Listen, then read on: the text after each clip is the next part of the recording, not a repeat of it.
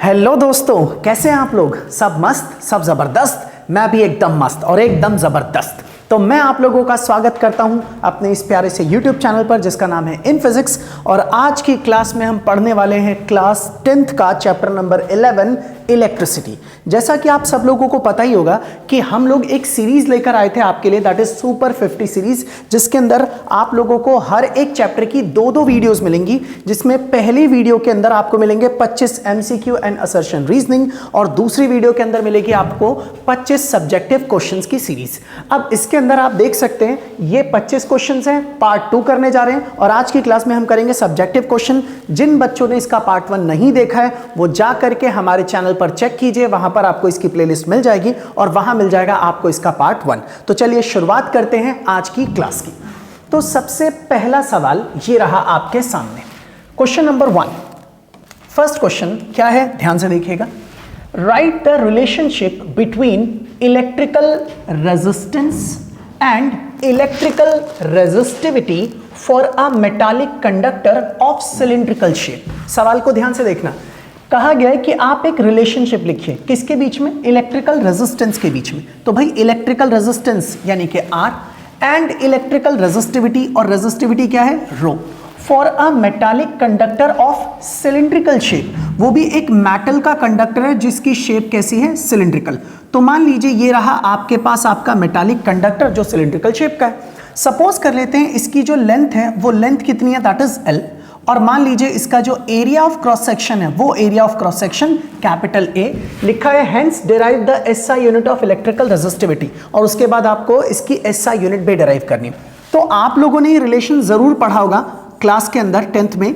R is equal to में this is rho L upon में A। तो ये रहा आपके पास पहले सवाल का जवाब, जिसके अंदर हमने रेजिस्टिविटी और रेजिस्टेंस के बीच का रिलेशन लिखा। उसके बाद बोला गया कि हमें निकालना है इसके अंदर SI unit of electrical resistivity. चलिए इसको भी निकालते हैं। सबसे पहले इस फॉर्मूले में से रेजिस्टिविटी को कैलकुलेट करते हैं। क्रॉस मल्टीप्लाई करेंगे तो rho L is equal to R into में A, और अगर यहां से रो निकाला जाए तो rho is equal to what? That is equal to RA upon में L। और यहां से अगर मैं इसकी SI यूनिट लिखता हूं तो आप लिख सकते हैं this is the SI unit of resistivity, यानी कि रो की SI यूनिट लिखनी है तो R क्या है? रेजिस्टेंस, उसकी SI यूनिट ओम। एरिया, इसकी SI यूनिट क्या है? That is metre square. और नीचे लेंथ, उसकी SI यूनिट क्या है? That is metre. मीटर से मीटर कैंसिल, तो रेजिस्टिविटी की SI यूनिट हो गई ओम मीटर। ये पहला पार्ट खत्म। अब आइए जरा इसके दूसरे पार्ट के ऊपर। सेकेंड पार्ट में कहा गया फाइंड द रेजिस्टिविटी। देखिए रेजिस्टिविटी निकालनी है of the material of the metallic conductor of length 2 metre. कहा गया एक मेटालिक कंडक्टर है, उसकी लेंथ 2 मीटर है, उसकी रेजिस्टिविटी निकालनी है। And area of cross section 1.4 into 10⁻⁶ metre square. अब मुझे निकालना है इसका एरिया ऑफ क्रॉस सेक्शन भी दे रखा है, तो अब हम इसकी रेजिस्टिविटी को कैलकुलेट करना चाहते हैं। फिर लिखा है the resistance of the conductor is 0.04 ओम। अब एक एक करके समझते हैं कौन कौन से पार्ट आपको गिवन है, उनके अकॉर्डिंग निकालते हैं रिजल्ट। सबसे पहले लिखा है फाइंड द रेजिस्टिविटी। मुझे कैलकुलेट करनी है क्या? रेजिस्टिविटी किसकी? एक मटेरियल की, और वो भी एक मेटालिक कंडक्टर के। मेटालिक कंडक्टर दे रखा है जिसकी लेंथ है 2 मीटर, तो हमने यहां पर L की वैल्यू क्या रख दी? That is equal to 2 metre. फिर लिखा है एरिया ऑफ क्रॉस सेक्शन, जो इसका एरिया गिवन है वो है 1.4 into 10⁻⁻�6 metre square. And the resistance of the conductor is, आपको इसका रेजिस्टेंस भी दे रखा है और वो कितना है? 0.04 ohm. This is the resistance. तो ये बड़ा बेसिक सा सवाल है भाई, आप इसको ऐसा फॉर्मूला इस्तेमाल कीजिए और रेजिस्टिविटी निकाल दीजिए। तो रेजिस्टिविटी का फॉर्मूला यहां से देख सकते हैं, this is R into A और अपॉन में L। R क्या है? रेजिस्टेंस। रेजिस्टेंस की वैल्यू है 0.04 इंटू में एरिया, ये रहा हमारे पास 1.4 इंटू 10⁻⁻⁶, और अपॉन में लेंथ जो है वो गिवन है दैट इज 2 मीटर, तो यहां पर 2 मीटर। अब आप एक काम कीजिए, पॉइंट हटाइए और नीचे 00 लगा दीजिए, और 2 से इसे कट करेंगे 4 को, तो यहां पर आ जाएगा 2। 2 को 1.4 से मल्टीप्लाई करेंगे तो दैट इज 2.8, और इंटू में 10⁻⁻⁶। ये जो 100 है इसे 10⁻2 लिख सकते हैं। इसे नीचे से ऊपर ले आइए तो ये हो जाएगा 10⁻⁻2, और आपका फाइनल आंसर आ जाएगा 2.8 इंटू 10⁻⁸। अब क्योंकि आप रेजिस्टिविटी निकाल रहे हैं तो अभी बताया कि रेजिस्टिविटी की एसआई यूनिट क्या होती है, ओम मीटर। तो ये था आपका पहला सवाल और ये इसका फाइनल जवाब इस तरीके से। चलिए अब स्टार्ट करते हैं नेक्स्ट क्वेश्चन, क्वेश्चन नंबर 2, दूसरा सवाल। अब सेकंड क्वेश्चन में क्या लिखा है देखिए, 2 bulbs rated 100 watt and 220 volt and 60 watt and 220 volt are connected in parallel to an electric means of 220 volt। देखिए कहा गया कि हमारे पास 2 बल्ब्स हैं, उन बल्ब पर लिखा हुआ है 100 वाट और 220 वोल्ट, 60 वाट और 220 वोल्ट। इसका मतलब है कि 100 वाट उसकी पावर है और 220 वोल्टेज उसको चाहिए खुद को चलाने के लिए। इसका मतलब दोनों बल्ब के केस में हमें पावर्स दे रखी है। तो चलिए आगे की बात समझते हैं। Find the current drawn by the bulb from the mains. आपको यह बताना है कि इन दोनों बल्ब को कितना करंट मिलेगा मेन से। चलिए एक काम करते हैं, ऐसे सवाल के लिए बड़ा बेसिक है, आप एक सिंपल सा सर्किट डायग्राम बना लीजिए। मान लीजिए ये रहा आपके पास पहला बल्ब और ये रहा आपके पास आपका दूसरा बल्ब, और ये दोनों के दोनों बल्ब पैरेलल में कनेक्टेड है और वो भी मेन सप्लाई के साथ। और मान लीजिए जो पैरेलल में इसके साथ हमने बैटरी लगाई है, सपोज कर लेते हैं कि बैटरी से ये सप्लाई दी जा रही है, वो जो बैटरी हमने लगा रखी है वो कितने वोल्टेज की है, 220 वोल्ट की।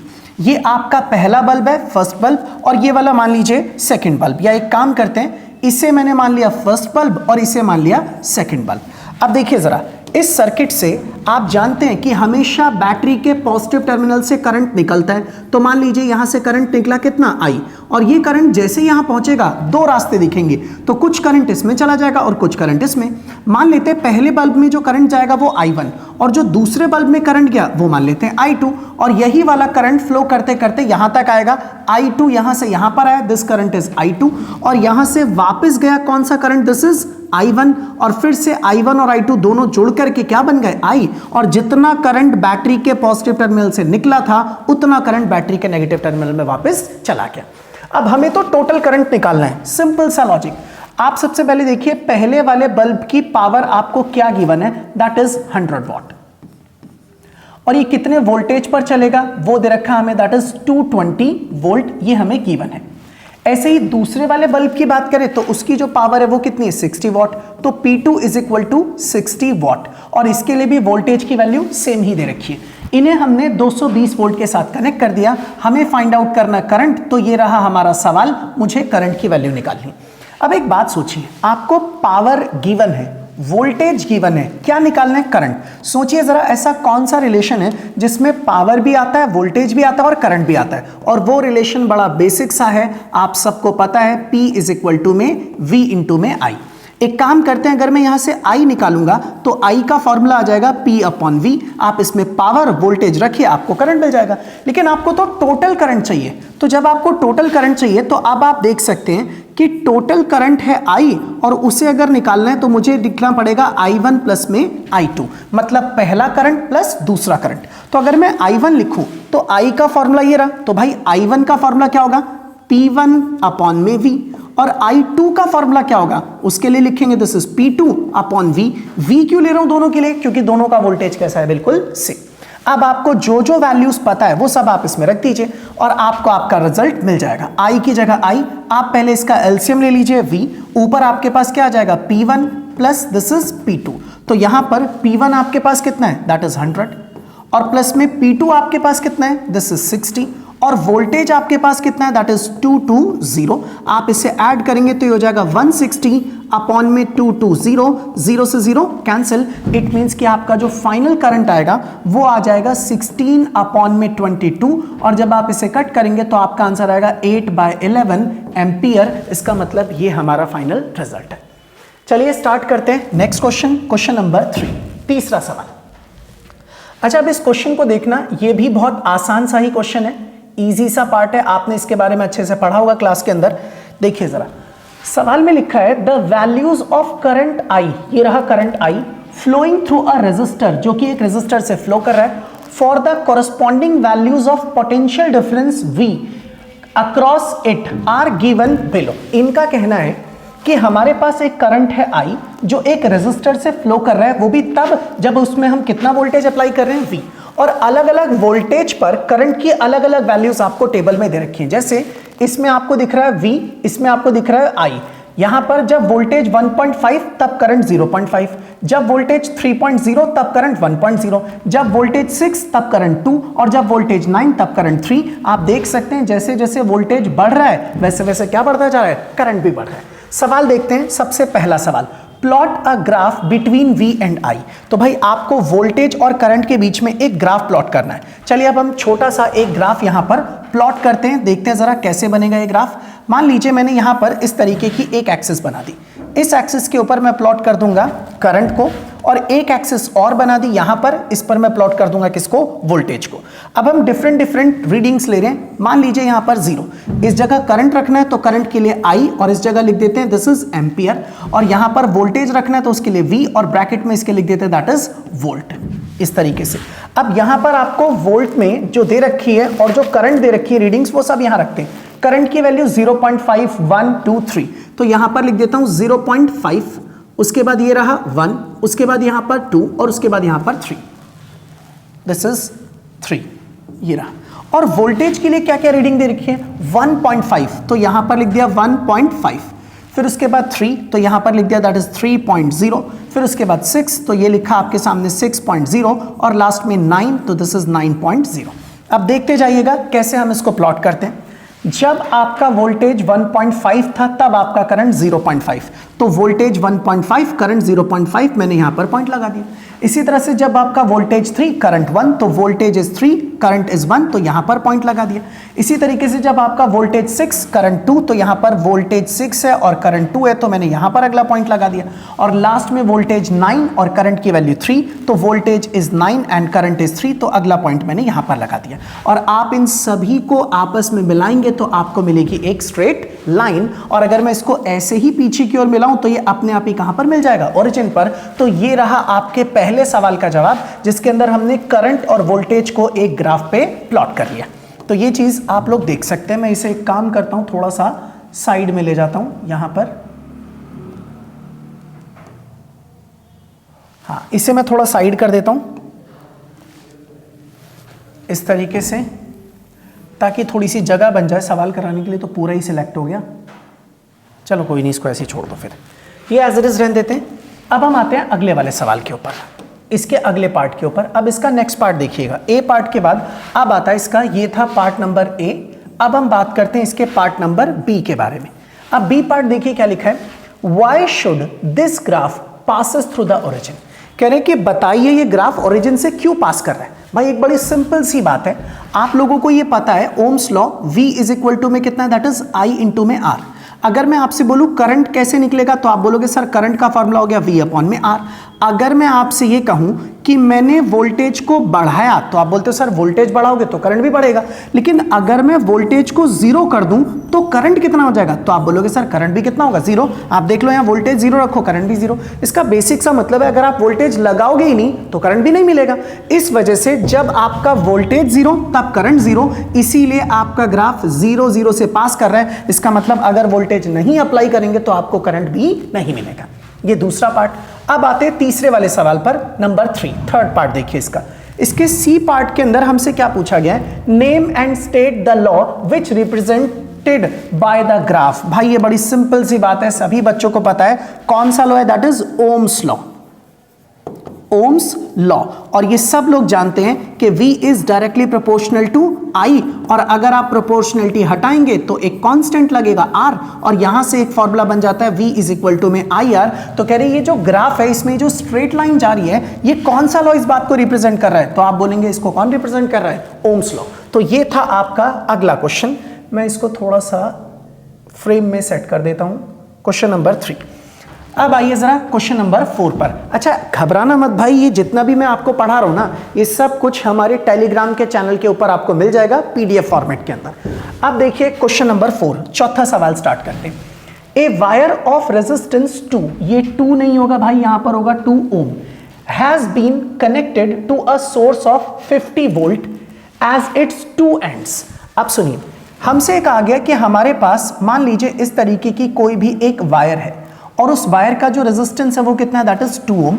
हमने उसको कनेक्ट कर दिया एक सोर्स के साथ जिसके पास कितना वोल्टेज है, 50 वोल्ट। तो मान लीजिए ये रहा वो सोर्स, इसका वोल्टेज, इसका जो पोटेंशियल डिफरेंस है that is 50 volt. What is the current flowing through the wire, आपको ये बताना है इस वायर से कितना करंट फ्लो करेगा। आप जानते हैं कि ये हमारी इस बैटरी का पॉजिटिव टर्मिनल और ये नेगेटिव टर्मिनल, जो करंट है वो हमेशा पॉजिटिव से निकलता है और एंटर करता है वापस किसके अंदर, नेगेटिव में। मान लीजिए करंट कितना है, I, और मुझे यही वाला करंट फाइंड आउट करना है। ये इसका पहला वाला पार्ट है जो मैं सॉल्व कर रहा हूं। तो हमें तो ये पता है कि V इज इक्वल टू क्या होता है, दिस इज IR। और अगर मैं यहां से बोलूं I कितना होगा, तो आप बोलोगे सर जी V अपॉन में R। अब आपको सब कुछ पता ही है, रखिए आंसर आ जाएगा। V वोल्टेज आपके पास कितना है 50 और रेजिस्टेंस R आपके पास कितना है 2, और जब आप इसे डिवाइड करेंगे तो आपका आंसर कितना आ जाएगा 25 एम्पियर। तो ये आपका फर्स्ट क्वेश्चन खत्म। अब मैं इसको शिफ्ट कर देता हूं, फिर हम यहां पर सेकंड क्वेश्चन करेंगे। ये आपका फर्स्ट वाला पार्ट खत्म हो गया, इजी सा था, आसान सा। अब आते हैं इसके सेकंड वाले पार्ट के ऊपर।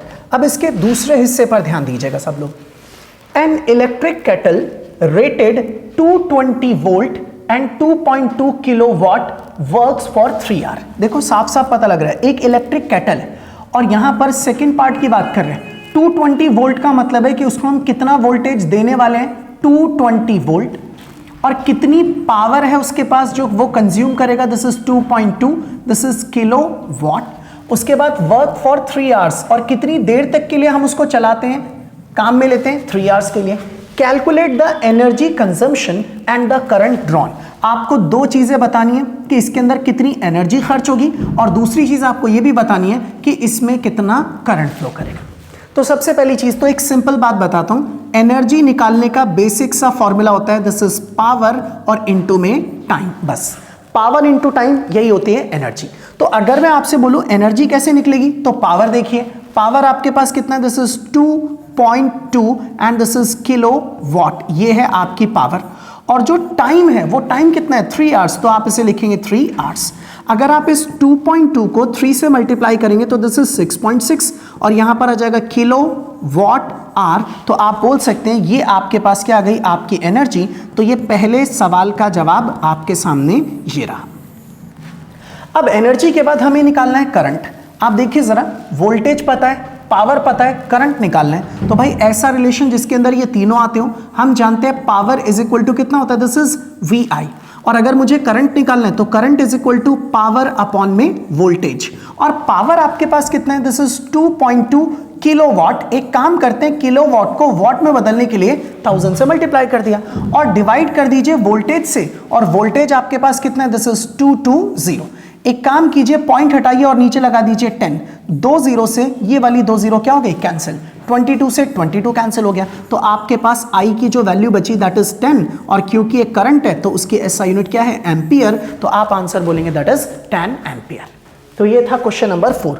अब आइए जरा अगले क्वेश्चन पर, क्वेश्चन नंबर 5, 5वां सवाल। यहां से शुरुआत करते हैं अपने इस सवाल के सॉल्यूशन की। देखिए जरा, list the factors on which the resistance of a uniform cylindrical conductor of a given material depends। सवाल में बोला है list the factors, उन factors की लिस्ट बनाइए on which, जिस पर resistance of a uniform cylindrical conductor, एक कंडक्टर है सिलिंड्रिकल शेप में, उसका रेजिस्टेंस डिपेंड करता हो ऑफ अ गिवन मटेरियल। आप सुनिएगा ध्यान से। सबसे पहला सवाल, आप लोगों को याद होगा हमने ऐसा एक फॉर्मूला पढ़ा था कि R जो है वो किसके बराबर होता है, रो L अपॉन में A। और इस फॉर्मूले को पढ़ाते वक्त हमने इस बात के बारे में डिस्कस किया था कि resistance is directly proportional to length. ये पहला फैक्टर है, इसका मतलब लंबाई जितनी बढ़ाओगे रेजिस्टेंस उतना बढ़ेगा। दूसरा जो फैक्टर है वो है resistance is inversely proportional to area. इसका मतलब है आप एरिया जितना ज्यादा रखोगे रेजिस्टेंस की वैल्यू उतनी कम होगी। तो हमसे पूछा था लिस्ट बनाइए दोनों फैक्टर्स की, मैंने आपके सामने लिख दिया। तो ये पहला फैक्टर और ये वाला दूसरा। अब आगे इन्होंने बोला हुआ है द रेजिस्टेंस ऑफ वायर। अच्छा, वैसे अगर आप एक तीसरा बोलना चाहे ना तो आपका रेजिस्टेंस ना रेजिस्टिविटी पर भी डिपेंड करता है। और रेजिस्टिविटी कौन डिसाइड करता है, मटेरियल। मटेरियल का मतलब क्या, अगर आप वायर लेते हैं कॉपर की तब उसकी रेजिस्टिविटी अलग है, सिल्वर की वायर लोगे तो उसकी रेजिस्टिविटी अलग। सिल्वर की रेजिस्टिविटी कम होती है एज कंपेयर टू कॉपर, इसलिए सिल्वर का रेजिस्टेंस कम होता है एज कंपेयर टू कॉपर। तो आप कह सकते हैं 3 फैक्टर्स आ गए हमारे पास। ये था सवाल नंबर 1। अब आते हैं इसके दूसरे वाले पार्ट के ऊपर, this is your part B. इसमें देखिए क्या लिखा है, the resistance of a wire of 0.01 centimetre. Radius कह रहे हैं एक वायर है जिसका रेडियस हमें पता है और वो रेडियस कितना है 0.01 सेंटीमीटर। पहले इसको मीटर में बदल देते हैं। अगर मीटर में बदलना है तो बहुत आसान, आप एक काम कीजिए, इसको 1000 से डिवाइड कर दीजिए, सॉरी इसको 100 से डिवाइड कर दीजिए, मीटर में बदल जाएगा। अगर मैं यहां से पॉइंट हटा दूंगा तो 2 जीरो और लगेंगे।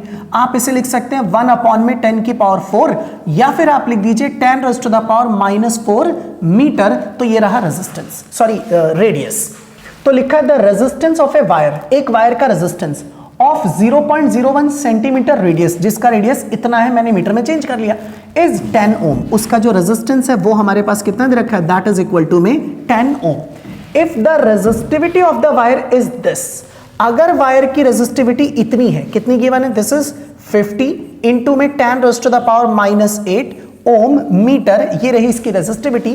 Find the length of this wire, तो आपको ये बताना है कि इस वायर की लेंथ कितनी बड़ी होगी। चलिए अब हम इस फॉर्मूले का यूज करते हैं और देखते हैं रिजल्ट आता है कैसे। यहां से स्टार्ट करते हैं इस रिजल्ट को निकालना। हमें यह पता है कि रेजिस्टेंस का फॉर्मूला होता है ρL/A। अगर मैं इसके नीचे 1 रख के क्रॉस मल्टीप्लाई करूं तो आप इसे लिखेंगे ρL इज इक्वल टू में R इंटू में A, और अगर मैं यहां से L निकालूंगा तो L इज इक्वल टू हो जाएगा RA अपॉन में ρ। अब आपको सब कुछ पता है, R भी, A भी, ρ भी, रख दीजिए आंसर आ जाएगा। तो आपका R कितना है, दैट इज 10, तो ये रहा 10। उसके बाद A क्या है, एरिया। देखो भाई आपको रेडियस दे रखा है और एरिया का फॉर्मूला आप लोग जानते क्या होता है, पाई आर स्क्वायर। पाई की वैल्यू क्या होती है 3.14, या फिर पाई की वैल्यू रख देते हैं 22/7 इंटू में R का स्क्वायर, और रेडियस आपके पास कितना है 10⁻⁻4 इसका स्क्वायर, और अपॉन में रो रेजिस्टिविटी, और रेजिस्टिविटी कितनी है, दिस इज 50 इंटू में 10⁻⁻8 एज इट इज। अच्छा जानते हैं ना 10⁻⁻4 और उसकी पावर 2, ये हो जाएगा 10⁻⁸ से 10⁻⁸ कैंसिल। अब जो बचा आप उसे लिख लीजिए, 0 से 0 कैंसिल, तो ऊपर आपके पास आ जाएगा 22 और नीचे 7 इंटू 5 इज 35, और यहां लिख देते हैं मीटर। आप इसे डिवाइड करना चाहे तो डिवाइड कर दीजिए, अदरवाइज हमारा आंसर कितना आ गया 22/35 मीटर। ये था लेंथ। ओके, अब आइए अगले सवाल पर। नेक्स्ट क्वेश्चन नंबर 6, छठा सवाल, ध्यान से देखिएगा सब लोग। क्वेश्चन नंबर 6 की शुरुआत करते हैं, यहां से शुरू करते हैं इसका solution. 6th question, an electric iron consumes energy at a rate of 880 what when heating is at the maximum rate। ये पहला काम खत्म। कह रहे कि अगर आपके पास एक इलेक्ट्रिक आयरन है और उसको मैक्सिमम रफ्तार से, मैक्सिमम रेट से हीट किया जाए, तब जो वो पावर खर्च करता है वो कितनी है, दैट इज 880। तो मैं यहां पर लिखना चाहूं तो इस तरीके से लिख देता हूं, power is equal to what, that is equal to में 880 वॉट, और वो भी तब जब आप उसे मैक्सिमम रफ्तार से हीट करते हैं, मतलब मैक्सिमम पावर कितनी खर्च हो रही है 880।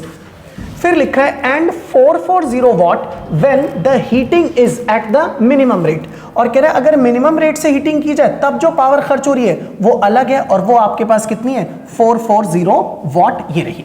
फिर यहां पर लिखा हुआ है द अप्लाइड वोल्टेज इज 220, यानी कि जो वोल्टेज अप्लाई किया गया दोनों केसेस के लिए वो है 220 वोल्ट, इतने वोल्ट इस पे वोल्टेज अप्लाई किया गया। What is the value of the current and the resistance in each case. आपको दोनों केसेस में बताना है कि करंट कितना होगा और रेजिस्टेंस की वैल्यू कितनी होगी। चलिए देखते हैं जरा ये दोनों केसेस कैसे होंगे। यहां बीच में एक लाइन ड्रॉ करते हैं, एक एक करके। सबसे पहले हम करंट निकालते हैं। जैसा कि आपको पावर गिवन है और वोल्टेज गिवन है और करंट निकालना है, तो वो रिलेशन ढूंढिए जिसमें पावर भी हो, वोल्टेज भी हो और करंट भी हो। अब यहां से अगर मैं करंट निकालूंगा तो current is equal to power upon में वोल्टेज। अब आई की जगह पर रहने दीजिए आई, पावर आपके पास कितना है, दिस इज 880, और वोल्टेज आपके पास कितना है, दिस इज 220। आप इसे कट करेंगे तो आपका आंसर आएगा 4। इसका मतलब करंट की वैल्यू कितनी हो जाएगी, दिस इज 4 एम्पियर। ये रहा 4 एम्पियर का करंट। ऐसे ही इस करंट को निकालने के बाद अब रेजिस्टेंस भी तो निकालना है, तो अब रेजिस्टेंस आप कई तरीके से निकाल सकते हैं, करंट और रेजिस्टेंस। एक सिंपल तरीका, पावर से ही निकालना चाहते हैं तो पावर का फॉर्मूला होता है V² अपॉन में R रेजिस्टेंस, और आप रेजिस्टेंस निकालना चाहते हैं तो R इज इक्वल टू में हो जाएगा V² अपॉन में P। अच्छा v का स्क्वायर, v कितना है 220, तो ये रहा 220, इसका स्क्वायर लिखने से अच्छा है 220 दो बार लिख दिया मैंने, और अपॉन में जो पावर है, पावर कितनी है आपके पास 880, 0 से 0 कैंसिल, इसको इससे कट किया तो कितना आ गया 4, और फिर इसको कट करेंगे तो ये हो जाएगा 2, और 2 से इसको कट किया तो दिस इज 110, फिर 2 से इसे कट करेंगे तो दिस इज 55, तो मेरे पास मेरा जो रेजिस्टेंस होगा दैट इज इक्वल टू में 55 ओम। तो ये रहा पहले वाले सवाल का जवाब। अब ऐसे इसके साथ करते हैं, अब हमें इसके अंदर भी कैलकुलेशन करनी है, मैं कलर चेंज कर देता हूं, फिर से मुझे इसके लिए करंट और रेजिस्टेंस दोनों निकालना है। हम जानते हैं कि पावर का फॉर्मूला है P इज इक्वल टू में VI, तो अगर I निकालना है तो I is equal to P upon में V, I की जगह I रहने दो, P क्या है पावर, पावर आपके पास कितने दे रखे, दिस इज 440, और वोल्टेज तो सेम ही अप्लाई कर रखा है 220, 0 से 0 कैंसिल, इसको इससे कट करेंगे तो बचेगा 2 एम्पियर, तो आप बोल सकते हैं कि इस बार आपका करंट जो होगा वो कितना होगा, दैट इज 2 एम्पियर। अब करंट के बाद आपको रेजिस्टेंस भी निकालना है, चलिए अब हम रेजिस्टेंस निकालते हैं। यहां पर हमें पता है पावर का एक और formula, power is equal to V square upon में आर, और अगर R निकालना है तो R इज इक्वल टू में वी स्क्वायर अपॉन में P। V क्या है वोल्टेज, जो कि कितना है आपके पास 220, तो ये रहा 220 इंटू में 220 क्योंकि इसका स्क्वायर है, और अपॉन में पावर, पावर आपके पास कितनी है, दिस इज 440, 0 से 0 कैंसिल, 22 का डबल करेंगे तो 44 आ जाएगा, और 2 से 22 को कट करेंगे तो 110 आ जाएगा। इसका मतलब इस बार आपका जो रेजिस्टेंस होगा वो होगा 110 ओम। तो ये रहा दोनों केसेस का करंट और दोनों केसेस का रेजिस्टेंस। चलिए अब आते हैं नेक्स्ट क्वेश्चन के ऊपर। अगला सवाल ध्यान से देखिएगा भाई सब लोग, अच्छा सवाल है और बेसिक सा है, बड़ा आसान भी है। Right the formula for determining the equivalent resistance between A and B of the two combinations first and second of three resistors R1, R2, R3 arranged as follows। ये कह रहे कि आपके पास दो रेजिस्टर्स के कॉम्बिनेशन दे रखे हैं, पहला और ये दूसरा, दोनों के टोटल इक्विवेलेंट रेजिस्टेंस को निकालने के लिए आप फॉर्मूला बताइए। भाई ये तो सबको पता है कि ऐसे रेजिस्टर्स अगर लगे होते हैं तो इसे बोलते हैं सीरीज कॉम्बिनेशन, और ऐसे रेजिस्टर्स अगर कनेक्टेड है तो इन्हें क्या बोलते हैं, पैरेलल कॉम्बिनेशन। मान लेते हैं इसका इफेक्टिव रेजिस्टेंस RS से दिखा देते हैं और इसका इफेक्टिव रेजिस्टेंस किससे दिखा देते हैं, RP से। तो अगर मुझसे कोई पूछे सीरीज का इफेक्टिव रेजिस्टेंस कैसे निकलेगा, तो सबको पता है सीरीज में इफेक्टिव रेजिस्टेंस निकलता है किससे, R1 plus R2 plus R3 से, और पैरेलल में अगर निकालना हो इफेक्टिव रेजिस्टेंस तो आपको पता है इसका फॉर्मूला होता है 1/R1 प्लस 1/R2 और फिर प्लस में 1/R3। तो ये रहा आपके पहले सवाल का जवाब। अब यहां से शुरू होता है क्वेश्चन नंबर 2। फर्स्ट हम कर चुके, अब हम सेकंड की बात करते हैं। देखते हैं, ध्यान से समझना, ये एक अच्छा सवाल है। If the equivalent resistance of the arrangement first and second are RS and RP respectively, कह रहे अगर इनका जो इक्विवेलेंट रेजिस्टेंस है उसको हमने RS और दूसरे वाले को RP से डिनोट किया है, then which one of the following VI graph is correctly labeled। तो बताइए इनमें से कौन सा वाला VI ग्राफ ठीक तरीके से बनाया गया है, सही तरह से उसमें करंट और वोल्टेज और रेजिस्टेंस को दिखाया गया है। जस्टिफाई और आंसर, अपने आंसर को जस्टिफाई कीजिए। अब देखिए मैं आपको एक सिंपल वे बताता हूं, ध्यान से सुनना सभी लोग। मैं इस चीज को यहां पर एक्सप्लेन करता हूं, चलिए अब सुनिए। सबसे पहली चीज तो आप सब लोग अच्छी तरह से जानते हैं कि वोल्टेज इज इक्वल टू होता है current into resistance, V is equal to IR। अगर मैं यहां से बोलूं R कैलकुलेट कीजिए तो R इज इक्वल टू क्या हो जाएगा, V अपॉन में I। इसका मतलब यह कि अगर मैं वोल्टेज को कांस्टेंट रखूं तो रेजिस्टेंस ना करंट के इनवर्सली प्रोपोर्शनल, करंट जो है वो रेजिस्टेंस के इनवर्सली प्रोपोर्शनल हो गया, या फिर रेजिस्टेंस करंट के इनवर्सली प्रोपोर्शनल हो जाएगा। इसका मतलब है अगर वोल्टेज कांस्टेंट है और आप करंट को बढ़ाएंगे तो रेजिस्टेंस घटेगा, और अगर वोल्टेज कांस्टेंट है और आप करंट को घटाएंगे तो रेजिस्टेंस बढ़ेगा। मतलब करंट जितना कम रेजिस्टेंस उतना ज्यादा, करंट जितना ज्यादा रेजिस्टेंस उतना कम। लेकिन ऐसा हमेशा नहीं होगा, सिर्फ तब जब आपका वोल्टेज कैसा रहेगा, बिल्कुल कांस्टेंट। इस तरीके की सिचुएशन। अब मेरी बात सुनिएगा ध्यान से।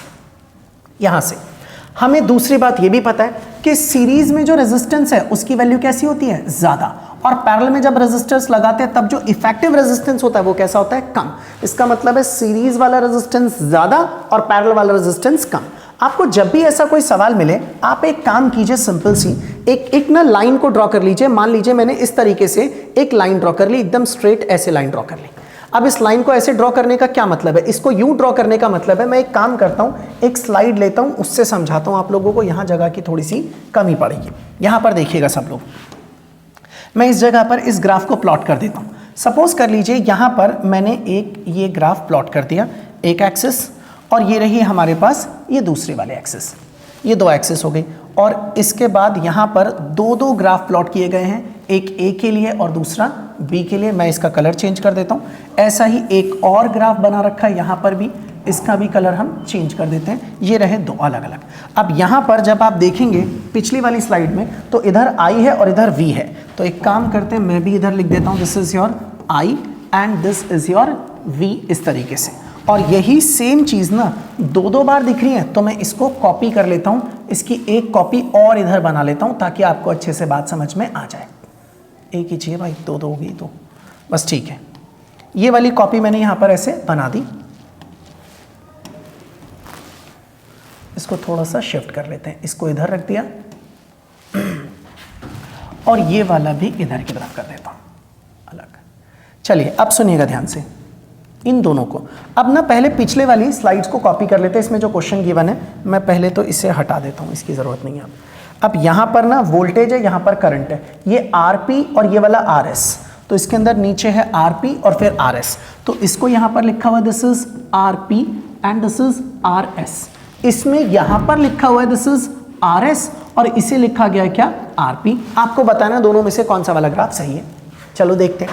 अच्छा, एक चीज तो हम लोगों को पहले से पता है कि रेजिस्टर्स जो होते हैं ना, वो सीरीज में रेजिस्टेंस की वैल्यू ज्यादा होती है एज कंपेयर टू पैरेलल। ये बात आप सब लोग जानते हैं, सीरीज में रेजिस्टेंस ज्यादा होता है एज कंपेयर टू पैरेलल। अगर रेजिस्टर्स को सीरीज में जोड़ोगे तो इफेक्टिव रेजिस्टेंस ज्यादा, और रेजिस्टर को पैरेलल में जोड़ोगे तो इफेक्टिव रेजिस्टेंस कम आएगा।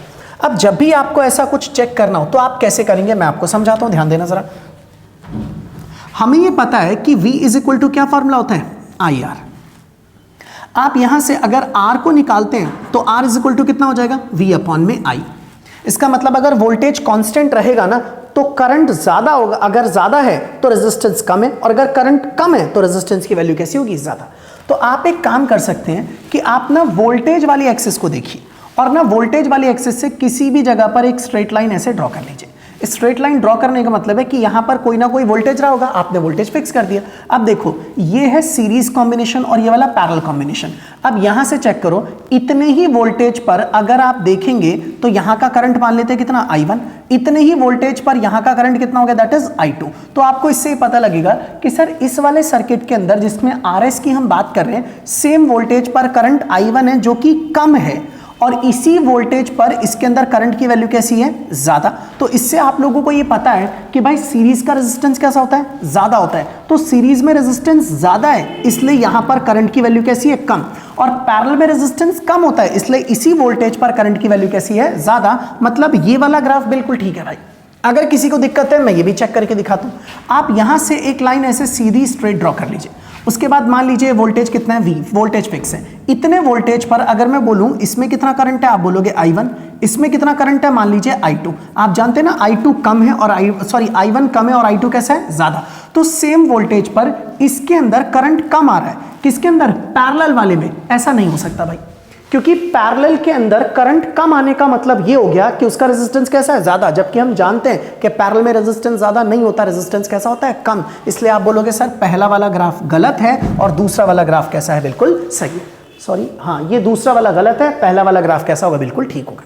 चलिए अब आते हैं अगले सवाल के ऊपर। नेक्स्ट अगला क्वेश्चन है, consider the given circuit and find the current flowing in the circuit and potential difference across the 15 ohm resistance when the circuit is closed। अब पूरा सवाल ध्यान से देखना भाई। इनका कहना है कि आपके पास एक सर्किट यहां पर गिवन है, सबको यहां दिख रहा होगा। इस सर्किट में ये वाला रेजिस्टेंस 5 ओम लिखा हुआ है, ये वाला रेजिस्टेंस लिखा है 10 ओम, और ये वाला रेजिस्टेंस लिखा है दिस इज 15 ओम। और यहां पर एक बैटरी लगी हुई है कितने वोल्ट की, 30 वोल्ट की, और ये एक की है जिसके अंदर प्लग डाल रखा है। सर्किट चालू है, मतलब यहां पे इसका पॉजिटिव टर्मिनल और यहां पर नेगेटिव टर्मिनल।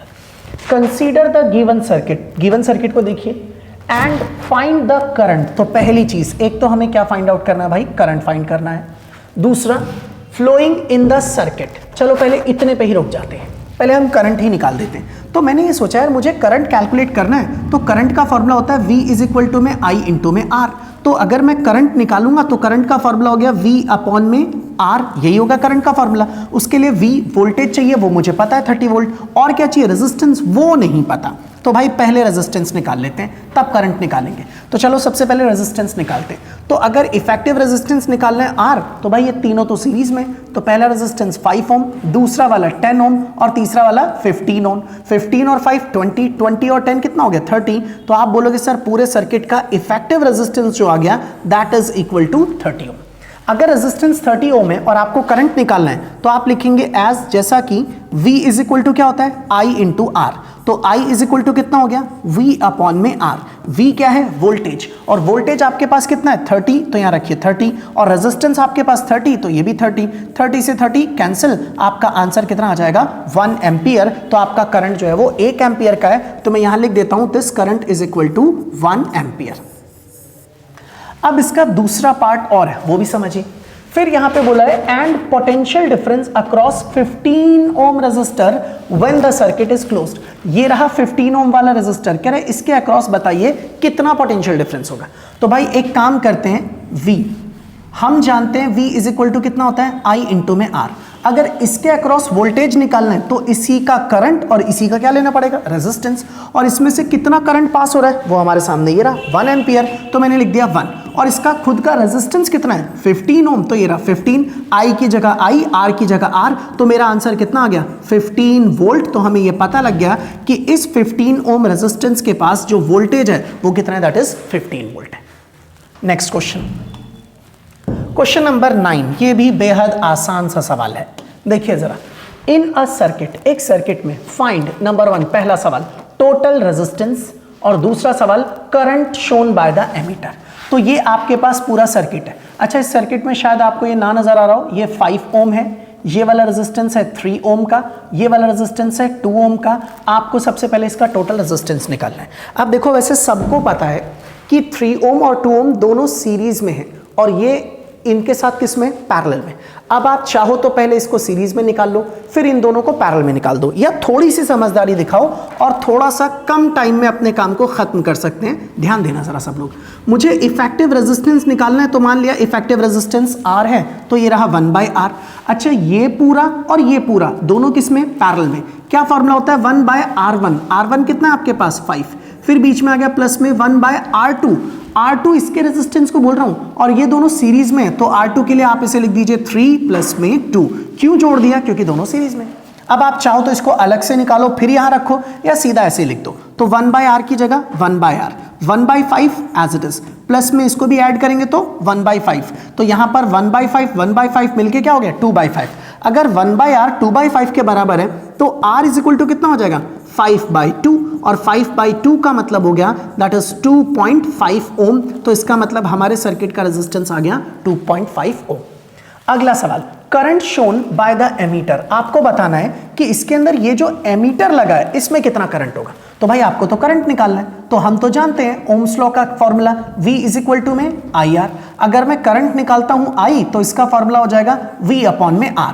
I की जगह I, V क्या है वोल्टेज, वोल्टेज कितना है, दिस इज 4 वोल्ट, 4 वोल्ट की बैटरी है भाई, तो वोल्टेज हो गया 4, और रेजिस्टेंस ये रहा आपके पास, दिस इज 2.5। बस इसे सॉल्व कीजिए, आंसर आ जाएगा। तो मैंने यहां से पॉइंट हटाया और ऊपर क्या लगा दिया 0। इसको कट करते हैं 5 से, और फिर ये 5 8 जा, तो आपका आंसर आ रहा है 8/5। और अगर आप इसे डिवाइड करते हैं तो 5 1 जा 5, फिर बचेगा 0.6, तो ये हो गया 1.6 एम्पियर। तो ये हमारे पास सर्किट में फ्लो होने वाला करंट, यानी कि एमीटर की रीडिंग 1.6 एम्पियर आएगी। अब आते हैं नेक्स्ट अगले सवाल पर। हाँ जी, अगला क्वेश्चन ध्यान से देखिएगा सब लोग। ये नेक्स्ट क्वेश्चन बेसिक सा है, आसान सा है, ध्यान देने वाला सवाल है। सवाल में लिखा है if in figure R1 is 10 ohm, R2 40 ohm, R3 30 ohm, R4 20 ohm and R5 is 60 ohm and 12 volt battery is connected to the arrangement ये आपके पास अरेंजमेंट है, ये R1 है, ये R2 है, ये R3 है, ये R4 है और ये R5 है। इस पूरे को सर्किट में लगाया गया। यहाँ पर आपने एक बैटरी लगा रखी है और ये जो बैटरी है वो कितने वोल्ट की है, 12 वोल्ट की है। यहाँ पर एक एमीटर लगा है जो करंट को मेजर करेगा और यहाँ पर करंट की डायरेक्शन भी दिखा रखी है कि करंट ऐसे जा रहा है। यहाँ देखिए ये करंट की डायरेक्शन है, यहाँ पर भी और यहाँ पर भी, और इस तरीके से करंट की डायरेक्शन शो कर रखी है। तो हमें सबसे पहला सवाल कहा गया है the total resistance in the circuit. आपको इस सर्किट में टोटल रेजिस्टेंस निकालना है। तो भाई पहले हम इसका टोटल रेजिस्टेंस निकालते हैं, फिर इसका, और फिर दोनों को मिला करके टोटल। तो सबसे पहले ऊपर वाला रेजिस्टेंस निकालते हैं। अच्छा, ऊपर वाले इफेक्टिव रेजिस्टेंस को एक काम करते हैं, R डैश से दिखाते हैं, क्योंकि आप जानते हैं कि R1 और R2 पैरेलल में है, इसलिए इसका रेजिस्टेंस निकलेगा दिस इज 1 अपॉन में R1 प्लस 1 अपॉन में R2 इक्वल टू में 1 अपॉन R1 आपके पास कितना है 10 और R2 कितना है 40। तो मैंने लिख दिया R1 10 और प्लस में R2 इज 40। आप इन दोनों का एलसीएम लेंगे तो एलसीएम आ जाएगा 40, ऊपर की तरफ आ गया 4 प्लस में 1 तो ये हो जाएगा 5/40 और अगर 5 से 40 को कट करेंगे तो दिस इज 1/8। तो हमें पता लग गया 1/R डैश अगर 1/8 के बराबर है तो R डैश किसके बराबर होगा, दैट इज इक्वल टू 8 ओम। तो ऊपर वाला इफेक्टिव रेजिस्टेंस निकल गया इन दोनों रेजिस्टर्स का। अब इसका भी इफेक्टिव रेजिस्टेंस निकालते हैं। तो अब इसके लिए मैं कलर चेंज कर लेता हूं। मान लेते हैं इसका effective resistance R double dash है, R डबल डैश। तो इसका भी फॉर्मूला हो जाएगा 1/R1 R2 R3, लेकिन ये है R3, ये R4 और ये R5। तो मैं इसको लिख देता हूं 1 अपॉन में R3 प्लस में 1 अपॉन में R4 प्लस में 1 अपॉन में R5 तो इक्वल टू में 1 अपॉन R3। R3 कितना है आपके पास, दिस इज 30 ओम, R4 है 20 ओम और लास्ट में कितना है 60 ओम। तो यहां पर लिख देते दिस इज 30 फिर प्लस में 1 अपॉन में 20 फिर प्लस में 1 अपॉन में 60। आप इसका एलसीएम ले लीजिए। जब आप इनका एलसीएम लेंगे तो ये क्या आएगा 60, ऊपर आपके पास आ जाएगा 2 फिर प्लस में आ जाएगा यहाँ पर दिस इज 3 और फिर प्लस में 1 और जब आप इसे ऐड करेंगे तो आपका रिजल्ट आएगा 2 + 3 इज 5, 5 + 1 इज 6। तो दिस इज 6/60, इसे कट करेंगे तो दिस इज 1/10। और अगर आपका 1/R डबल डैश 1/10 आ रहा है, 1/R डबल डैश 1/10 है तो इसका मतलब R डबल डैश की वैल्यू कितनी हो गई 10 ओम। तो ये लो जी, मुझे ऊपर और नीचे दोनों पार्ट्स का रेजिस्टेंस मिल गया, ऊपर का भी इफेक्टिव रेजिस्टेंस नीचे का भी। तो इसका जो इफेक्टिव रेजिस्टेंस है R डैश वो कितना है हमारे पास 8 ओम। इसका इफेक्टिव रेजिस्टेंस जो है वो R डबल डैश वो हमारे पास कितना है, दैट इज 10 ओम। और आप जानते हैं ये पूरा सर्किट है इस तरीके से, तो ये चीज, ये पूरा रेजिस्टेंस और ये पूरा रेजिस्टेंस, ये दोनों किस में कनेक्टेड है, सीरीज में। और अगर ये दोनों सीरीज में और आपको टोटल रेजिस्टेंस निकालना है तो बिल्कुल सिंपल है, मैं अगले पेज पर इसे करके दिखाता हूं। और सीरीज में रेजिस्टेंस निकालना है तो हम जानते हैं कि इफेक्टिव रेजिस्टेंस मान लेते हैं R, तो ये रहा R डैश और प्लस में R डबल डैश। तो आपने अभी भी देखा R डैश कितना था 8, R डबल डैश 10, तो आपका R जो आएगा वो कितना आएगा 18 ओम। तो ये लो जी, आपके पहले वाले सवाल का जवाब आपके सामने आ गया, फर्स्ट क्वेश्चन। अब हम आते हैं अपने सेकंड वाले क्वेश्चन के ऊपर, दूसरा वाला। ये मैंने अभी फर्स्ट करवाया आप लोगों को, अब हम सेकंड की बात करने जा रहे हैं। The total current flowing in the circuit, इस पूरे सर्किट में कितना करंट फ्लो कर रहा है। भाई बैटरी कितने वोल्ट की लगी हुई है, 12 वोल्ट की। तो आप लोगों को करंट अगर कैलकुलेट करना है तो ओम्स लॉ का इस्तेमाल कीजिए। आप यहां लिखेंगे एज, हम ये बी पार्ट की बात कर रहे हैं, जैसा कि हम जानते हैं कि V इज इक्वल टू क्या होता है I इंटू में R। तो I इज इक्वल टू कितना हो जाएगा V अपॉन में R। आपने जो बैटरी लगा रखी है वो 12 वोल्ट की है और टोटल जो रेजिस्टेंस निकाला वो कितना है, दैट इज 18। इसे कट कीजिए, 6 2 = 12, इसे भी कट कीजिए, 6 3 = 18। तो आपका करंट आ जाएगा 2/3 एम्पियर। और जब आप इस 2/3 को डिवाइड करेंगे तो आपका आंसर आएगा 0.67 एम्पियर। तो this is the final answer. अब आइए जरा अगले वाले सवाल के ऊपर, क्वेश्चन नंबर 11। ये 11वां सवाल, ध्यान से देखिएगा सब लोग। Find out the following in the electric circuit given in figure. आपके सामने एक सर्किट है, इस सर्किट को देखिए और इन सभी 5 सवालों के जवाब दीजिए। आप ये देख सकते हैं यहां पर ये सर्किट साफ साफ आपको नजर आ रहा होगा, नहीं आ रहा तो मैं यहां लिख देता हूं, ये है 4 ओम। यहां पर आपके पास 8 ओम का एक रेजिस्टर है, 8 ओम का ये दूसरा रेजिस्टर लगा हुआ है, और ये दोनों एमीटर है, ये पहला एमीटर है और ये वाला दूसरा एमीटर लगा हुआ है, और यहाँ पर एक बैटरी लगी है कितने वोल्ट की, 8 वोल्ट की। बाकी सब चीज़ें आपको दिख रही होंगी। अब हम यहाँ से शुरुआत करते हैं अपने सवाल के सॉल्यूशन की। सवाल नंबर 1, पहला सवाल, पहले देखते हैं क्या लिखा है। The effective resistance of 2 8 ohm resistors in the combination. कह रहे इस सर्किट में ये दो रेजिस्टर दिख रहे हैं 8-8 ओम के, पहले आपको इसका इफेक्टिव रेजिस्टेंस बताना है। तो भाई सबको पता है कि यार ये तो पैरेलल में लगे हुए हैं, तो आप इसके रेजिस्टेंस को R डैश मान लीजिए, तो 1/R1 1/R2 इससे निकाल सकते हैं। तो 1/8 प्लस 1/8 इक्वल टू में कितना हो जाएगा, दैट इज 2/8, और इसे कट करेंगे तो ये हो गया 1/4। तो आप 1/R डैश देख रहे हैं 1/4 है, तो यहां से पता लग गया कि R dash is equal to 4 ohm. तो ये रहा आपके पास इन दोनों का इफेक्टिव रेजिस्टेंस। पहला सवाल खत्म। अब आइए दूसरे पर। Current flowing through 4 ohm resistor, कह रहे हैं इस 4 ओम वाले रेजिस्टर से कितना करंट फ्लो करेगा। तो भाई करंट तब निकाल पाओगे जब आपको रेजिस्टेंस पता होगा। तो पहले आप रेजिस्टेंस निकालिए, टोटल इफेक्टिव रेजिस्टेंस। अब मैं यहां पर सॉल्व कर रहा हूं इसके सेकंड पार्ट को, तो सेकंड पार्ट के लिए पहले इफेक्टिव रेजिस्टेंस निकालना पड़ेगा।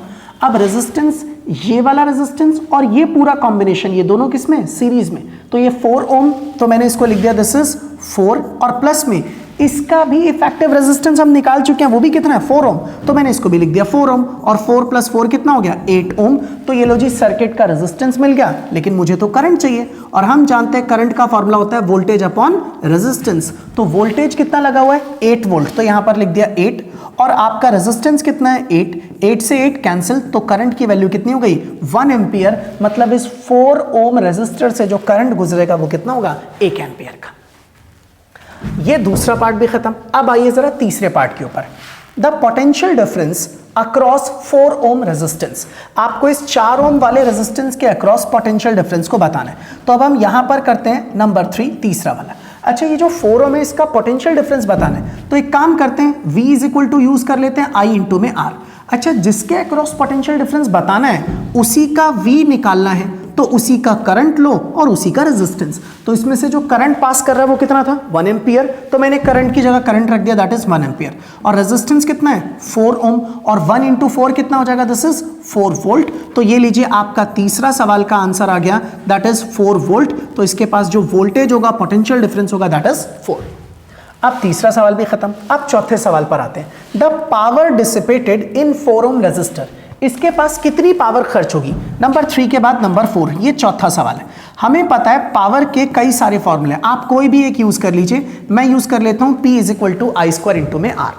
अब मुझे I की वैल्यू पता ही है, करंट कितना है 1, तो ये रहा 1², और रेजिस्टेंस कितना है इसका 4, तो × में 4। तो जब आप इसे लिखेंगे तो पावर = हो गया 4, और इसकी यूनिट क्या होती है वॉट। तो ये रहा आपका चौथा सवाल, इसकी पावर हमें पता लग गया, दैट इज 4 वॉट। और फिर पांचवें सवाल में the difference in ammeter readings if any, कह रहे ये जो दोनों एमीटर लगे हुए हैं इनकी रीडिंग में कोई डिफरेंस अगर है तो बताइए। ध्यान से सुनना, इनमें कोई भी डिफरेंस नहीं होगा। मैं यहां लिख देता हूं दैट इज नो डिफरेंस, कोई डिफरेंस नहीं आएगा। क्यों नहीं आएगा मैं बताता हूं।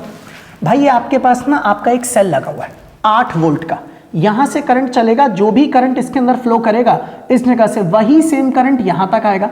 इन दोनों रेजिस्टर में करंट बढ़ के पहुंचेगा, लेकिन फिर वापस वही करंट दोबारा से यहां तक जाएगा, और फिर वापस उतना ही करंट बैटरी या सेल के नेगेटिव टर्मिनल में चला जाएगा। तो याद रखना, आप बोलोगे सर ये दोनों के दोनों एमीटर खुद भी सीरीज में लगे हुए हैं, और सीरीज में करंट कैसा होता है बिल्कुल सेम, इसलिए आप ये बोलेंगे कि A1 और A2 की रीडिंग में कोई भी डिफरेंस नहीं आएगा, क्योंकि A1 और A2 भी सर्किट के अंदर आपस में सीरीज में ही कनेक्टेड है। जो करंट A1 से गुजरेगा वही करंट किससे गुजरेगा A2 से। तो भाई क्वेश्चन नंबर 11, 5 पार्ट थे, हमने ये पांचों के पांचों डिस्कस कर लिए। अब आते हैं अगले क्वेश्चन पर। This is your question number 12, 12वां सवाल। देखिएगा ध्यान से। Find the ratio of resistances. देखो भाई आपको रेजिस्टेंसेस का रेशियो निकालना है of 2 copper rods X and Y, मतलब दो रॉड्स की बात कर रहे हैं, एक X और एक Y, दोनों ही कॉपर की बनी है, मतलब दोनों का मटेरियल सेम है। मटेरियल के बारे में कौन बताता है, रेजिस्टिविटी, मतलब इनडायरेक्ट वे में बताया गया कि दोनों की रेजिस्टिविटी सेम है। Of length 30 centimetre and 10 centimetre respectively, having radii 2 centimetre and 1 centimetre respectively. अब देखो हम सबसे पहले वाले पार्ट को कंप्लीट करते हैं। सुनो, मैं यहां पर एक काम करता हूं, सबसे पहले लिख देता हूं फॉर वायर एक्स, और यहां पर हम लिखने जा रहे हैं किसके लिए, this is for wire Y, या फिर रॉड जो है वायर है कुछ भी। अब हमें बोला गया इनके लेंथ दे रखी है एक्स की, तो एल एक्स लिख देते हैं। तो आपको जो लेंथ दे रखी है एक्स वाली वायर की या एक्स वाली रॉड की वो कितनी है, 30 सेंटीमीटर। और दूसरी वाली जो y है उसकी जो लेंथ दे रखी है दैट इज एल वाई, उसकी वैल्यू जो हमें गिवन है दिस इज एल वाई, वो हमारे पास कितनी है, दैट इज 10 सेंटीमीटर। इनका रेडियस भी दे रखा है। आपकी x वाली वायर का जो रेडियस है आर एक्स, वो आपके पास कितना है, दिस इज 2 सेंटीमीटर। और दूसरी वाली जो वायर है उसका जो रेडियस दे रखा है आर वाई, वो हमारे पास कितना है, दैट इज 1 सेंटीमीटर रेस्पेक्टिवली। आपको इन दोनों के रेजिस्टेंसेस का क्या निकालना है, रेशियो। चलिए अब देखते हैं जरा इनके रेशियो को हम कैसे फाइंड आउट करेंगे। एक एक करके हम दोनों के लिए कैलकुलेशन स्टार्ट करते हैं। सबसे पहले आप यहां पर ध्यान दीजिएगा, मैं यहां पर एक लाइन ड्रॉ कर रहा हूं। हम जानते हैं कि इसको एक काम करते हैं, इसे भी इधर की तरफ शिफ्ट कर लेते हैं ताकि जो मेन कैलकुलेशन है वो मैं इस तरफ कर पाऊंगा फिर। अब देखिए हमें पता है आर का फॉर्मूला होता है आर इज इक्वल टू में रो एल बाय ए, लेकिन क्योंकि एक्स वाली वायर की बात करें तो यहां पर लिख देते हैं आर एक्स, ये एल एक्स और ये वाला ए एक्स, सब कुछ एक्स का। और इसकी बात की जाए तो इसके लिए लिखेंगे this is R Y is equal to में रो, फिर से यहां पर एल वाई और अपॉन में क्या हो जाएगा, दिस इज ए वाई। हमसे बोला इनका रेजिस्टेंसेस का रेशियो बताइए, तो रेशियो के लिए दोनों को डिवाइड कर देते ताकि इनका रेशियो निकल के आ जाए। तो मैंने यहां पर ऊपर की तरफ रख दिया किसको, आर एक्स को, नीचे क्या रख दिया, दैट इज आर वाई को। आर एक्स ये रहा, आप इसे रखेंगे तो रो एल एक्स अपॉन में ए एक्स आ जाएगा, और आर वाई को लिखेंगे तो रो फिर से आ जाएगा एल वाई अपॉन में आ जाएगा दिस इज ए वाई। रो से रो कैंसिल। आप इसे लिखना चाहे तो ऐसे भी तो लिख सकते हैं, एल एक्स अपॉन में ए एक्स एज इट इज, और ये जो एल अपॉन ए है ना नीचे वाई वाला, ये पलट जाएगा, ऊपर आ जाएगा ये वाला ए वाई, और नीचे की तरफ यहां पर क्या बन जाएगा, एल वाई। अगले स्टेप में आप एक काम कीजिए, एल एक्स की जगह एल एक्स रहने दो, इनटू में ये जो आपके सामने अलग से नीचे की तरफ ये जो एल वाई है वो इसके ही नीचे ले आते हैं, एल एक्स अपॉन में एल वाई। ये ए वाई अपॉन ए एक्स है तो भाई ए वाई को लिखो। अच्छा देखो आपको वायर का रेडियस दे रखा है, और आपको पता है कि अगर ये आपके पास वायर है या रॉड है तो इसे बोलते हैं एरिया ऑफ क्रॉस सेक्शन, और ये ए ना वही वाला एरिया है, इसी का रेडियस आप लोगों को दे रखा है। तो भाई ये तो सर्कल जैसा है, और सर्कल का एरिया सबको पता है क्या होता है, पाई आर स्क्वायर। तो अगर मैं इसके एरिया को लिखूं ए वाई को, तो इसे लिखूंगा पाई और यहां लिखूंगा आर वाई का स्क्वायर, तो मैंने इस जगह पर लिख दिया आर वाई स्क्वायर, और नीचे लिख दिया पाई और यहां पर लिख दिया आर एक्स का स्क्वायर। पाई से पाई क्या हो गया, कैंसिल। तो आपका जो रिजल्ट आ रहा है आर एक्स अपॉन में आर वाई का, वो आंसर यहां से आ रहा है this is L X upon में एल वाई, और फिर इनटू में यहां पर आ रहा है आर वाई अपॉन में आर एक्स, तो R Y upon R X. अच्छा पूरे पे ही स्क्वायर डाल देते क्योंकि ऊपर भी स्क्वायर और नीचे भी क्या है, स्क्वायर। अब यहां से आपको जो जो वैल्यूज पता है उसे उठाइए और रखिए। एल एक्स कितना है, 30 सेंटीमीटर, तो मैंने यहां पर लिख दिया 30 सेंटीमीटर। नीचे एल वाई कितना आपके पास, 10 सेंटीमीटर, तो मैंने इसको लिख दिया this is 10 centimetre bracket close. फिर दूसरा आर वाई और आर एक्स, आर वाई कितना है आपके पास 1 सेंटीमीटर, आर एक्स कितना है 2 सेंटीमीटर, तो आर वाई को मैंने लिख दिया 1 सेंटीमीटर, आर एक्स को लिख दिया 2 सेंटीमीटर, और इस पूरे के ऊपर डाल दिया स्क्वायर। अच्छा सेंटीमीटर से सेंटीमीटर कैंसिल, सेंटीमीटर से सेंटीमीटर कैंसिल, 0 से 0 कैंसिल, यहां पर आपके पास क्या बचेगा 3, और 1/2 का स्क्वायर करेंगे तो दिस इज 1/4, मतलब मेरा जो रिजल्ट आ रहा है वो क्या आ रहा है 3/4। इट मीन्स दैट कि मैं चाहूं तो यहां लिख सकता हूं कि जब हमने आर एक्स और आर वाई का रेशियो निकाला तो हमारा आंसर आ गया 3:4। तो ये था पहले सवाल का जवाब कि आर एक्स और आर वाई का रेशियो क्या होगा, तो दैट इज 3:4। तो ये पहला क्वेश्चन खत्म। अब आते हैं दूसरे वाले सवाल पर। एक करंट ऑफ 500 मिली एम्पियर, अब यहां जगह नहीं है, हम अगले पेज पर आ जाते हैं। नेक्स्ट एक और पेज ले लेते हैं, इसमें ऐड कर देते हैं। ये इसका सेकंड वाला पार्ट है, फर्स्ट वाला कर लिया, अब हम कर रहे हैं सेकंड वाला। तो सेकंड के लिए मैं यहां लिख देता हूं दिस इज नंबर 2। एक करंट है जो कि 500 मिली एम्पियर है, 500 मिली एम्पियर। अच्छा मिली एम्पियर को अगर आपको एम्पियर में बदलना है तो बड़ा सिंपल तरीका, आप इसको 1000 से डिवाइड कर दीजिए, एम्पियर में बदल जाएगा। 0 से 2 0 कैंसिल हो जाएगी, और 5/10 करेंगे तो ये हो जाएगा 0.5 एम्पियर, मतलब हमारे पास जो करंट गिवन है दैट इज 0.5 एम्पियर। अब अगले पेज पे, एक current of 500 milli ampere flows in a series circuit, एक सीरीज सर्किट में फ्लो कर रहा है, containing an electric this is containing an electric lamp and a conductor. अच्छा, एक सर्किट है, उसमें सीरीज में एक लैंप लगा है और एक कंडक्टर लगा है ऑफ रेजिस्टेंस 10 ओम, और कंडक्टर का रेजिस्टेंस कितना है 10 ohm. When connected to a 6 volt battery, जब हमने इसको किसके साथ जोड़ रखा है 6 वोल्ट की बैटरी के साथ। तो देखो ये कह रहे हैं कि एक सर्किट में एक इलेक्ट्रिक लैंप लगा है, एक कंडक्टर लगा है, कंडक्टर का रेजिस्टेंस 10 ओम है। जब उसमें हमने 6 वोल्ट की बैटरी जोड़ दी तब जो उसमें करंट फ्लो कर रहा था वो 500 मिली एम्पियर का था। Find the resistance of the electric lamp, आपको लैंप का रेजिस्टेंस बताना है। चलो भैया, ये तो बड़ा ही शुद्ध सिंपल सा सवाल है। देखिएगा, पहले इसका ना एक सर्किट ड्रॉ करते हैं, बड़ा ही सिंपल सा सर्किट। मैंने इस तरीके से एक लैंप बना दिया, ये लैंप है, और यहां पर एक कंडक्टर ले लिया जिसका कुछ अपना रेजिस्टेंस है, और इस पूरे के पूरे दोनों को सीरीज में जोड़ा गया है एक सेल या एक बैटरी के साथ जो कि 6 वोल्ट की है। तो मैंने यहां पर क्या लिख दिया, दैट इज 6 वोल्ट।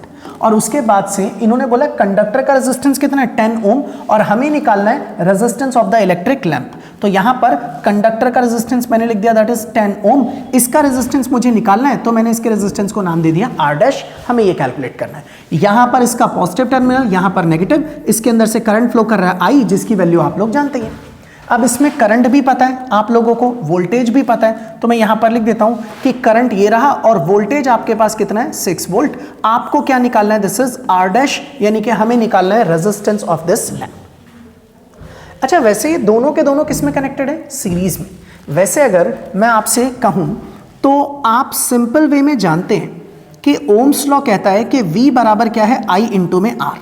तो अगर मैं यहां से बोलूं R निकालना है मुझे, तो आप बोलोगे सर V अपॉन में I। अब एक बात बताओ, V क्या है, पूरे सर्किट का वोल्टेज, ये रहा। I क्या है, पूरे सर्किट में फ्लो होने वाला करंट, ये रहा। तो अगर ये V पूरे सर्किट का वोल्टेज है, I पूरे सर्किट का करंट है, तो ये R भी क्या होगा, पूरे सर्किट का रेजिस्टेंस। और अब ये निकालना बड़ा आसान है, और पूरे सर्किट में जो पूरा टोटल रेजिस्टेंस लगा हुआ है वो अगर मैं निकालने के लिए बोलूं तो आप बोलोगे सर इन दोनों के रेजिस्टेंस को जोड़ दो क्योंकि ये तो सीरीज में। तो इस R की जगह पर अगर मैं टोटल इफेक्टिव रेजिस्टेंस लिखूं तो मुझे लिखना पड़ेगा R डैश प्लस में 10, क्योंकि ये दोनों सीरीज में। इक्वल टू में क्या आ जाएगा, R की जगह पे इफेक्टिव रेजिस्टेंस रखा भाई V क्या है, वोल्टेज कितना है आपके पास 6, और I करंट आपके पास कितना है 0.5। पॉइंट हटाएंगे तो ऊपर क्या लगेगा 0, 5 से इसको कट किया तो कितना बचेगा 12। तो आप लिख सकते हैं R डैश प्लस में 10 इज इक्वल टू में आ गया 12, और 10 को जब आप उधर ले जाओगे तो R dash is equal to में आ जाएगा 12 माइनस में 10। इट मींस कि R डैश की वैल्यू जो होगी वो कितनी हो जाएगी, दैट इज 2 ओम। तो this is the final result. अब आइए जरा अगला सवाल, ये बड़ा ही आसान सा क्वेश्चन था। Question number 13, 2 identical resistors, 2 resistors हैं, आइडेंटिकल मतलब एक जैसे हैं। तो यहां से सॉल्यूशन स्टार्ट करना है। एक काम करते हैं, अगर दोनों ही आइडेंटिकल है तो लेट कर लेते हैं पहला रेजिस्टेंस R1, दूसरा रेजिस्टेंस R2, ये दोनों ही मान लेते हैं किसके बराबर है, R के बराबर। 2 identical resistors, each of resistance 15 ohm. तो भाई ये दोनों के दोनों किसके बराबर हैं, R के बराबर, मतलब 15 ओम के बराबर है। Are connected in series and parallel in turn to a battery of 6 volt. ये कह रहे हैं कि 2 रेजिस्टर है, दोनों के दोनों आइडेंटिकल है। हमने इन दोनों के दोनों रेजिस्टर्स को एक बार सीरीज में जोड़ा, फिर पैरेलल में जोड़ा, वो भी बारी बारी, किसके साथ, एक बैटरी के साथ जिसका वोल्टेज कितना है 6 वोल्ट दे रखा है। Calculate the ratio of power consumed in the combination of resistors in each case. इसका मतलब है कि सीरीज में जो पावर खर्च हुई, पैरेलल में जो पावर खर्च हुई, उन्हीं दोनों पावर्स का हमें क्या निकालना है, रेशियो फाइंड आउट करना है। यहां लिखा है कैलकुलेट द रेशियो। चलो एक काम करते हैं, एक एक करके दोनों सिचुएशन को समझते हैं। सबसे पहला सिचुएशन नंबर 1, सीरीज कॉम्बिनेशन। तो यार मैंने सोचा अगर ये रेजिस्टर सीरीज में जोड़ेंगे तो इफेक्टिव रेजिस्टेंस होगा कितना, पहले हम वो निकालते हैं, क्योंकि हमें पावर का रेशियो निकालना है। ध्यान से सुनना भाई, पावर का एक फॉर्मूला होता है I²R, एक पावर का फॉर्मूला होता है V²/R, एक पावर का फॉर्मूला होता है V इंटू में I। अब कई बच्चे परेशान रहते हैं सर जी कौन सा यूज करूं।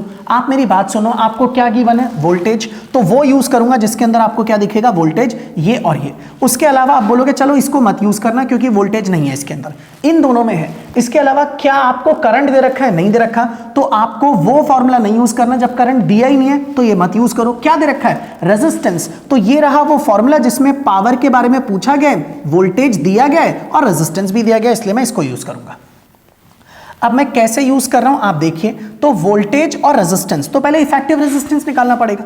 तो पहले इनको सीरीज में जोड़ा गया, तो सीरीज में रेजिस्टेंस होगा R1 प्लस में R2, और अगर मैं यहां पर लिखूं RS टोटल इफेक्टिव रेजिस्टेंस, तो R1 कितना है R, R2 भी कितना है R, तो R प्लस R कितना हो गया 2R, तो ये रहा RS इज इक्वल टू में 2R। आप अभी इस 15 को रहने दीजिए, कैलकुलेशन सबसे एंड में करेंगे, जरूरत पड़ेगी तो। ये पहला काम।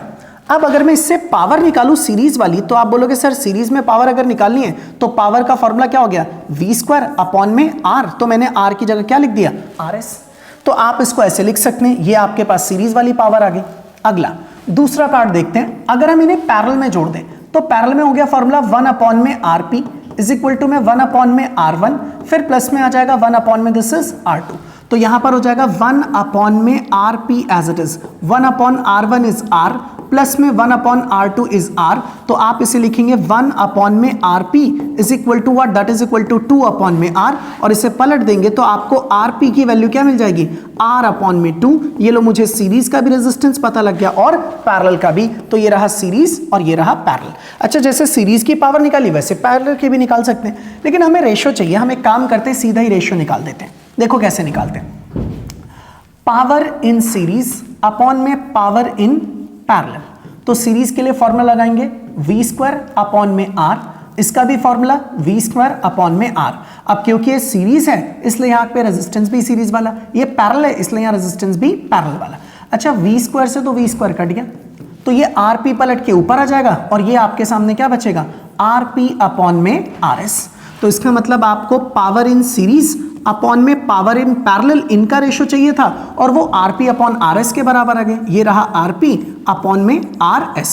RP पैरेलल का रेजिस्टेंस R/2, तो मैंने यहां पर लिख दिया दिस इज R/2, और सीरीज का रेजिस्टेंस कितना है दैट इज 2R, तो मैंने इसको लिख दिया this is 2R।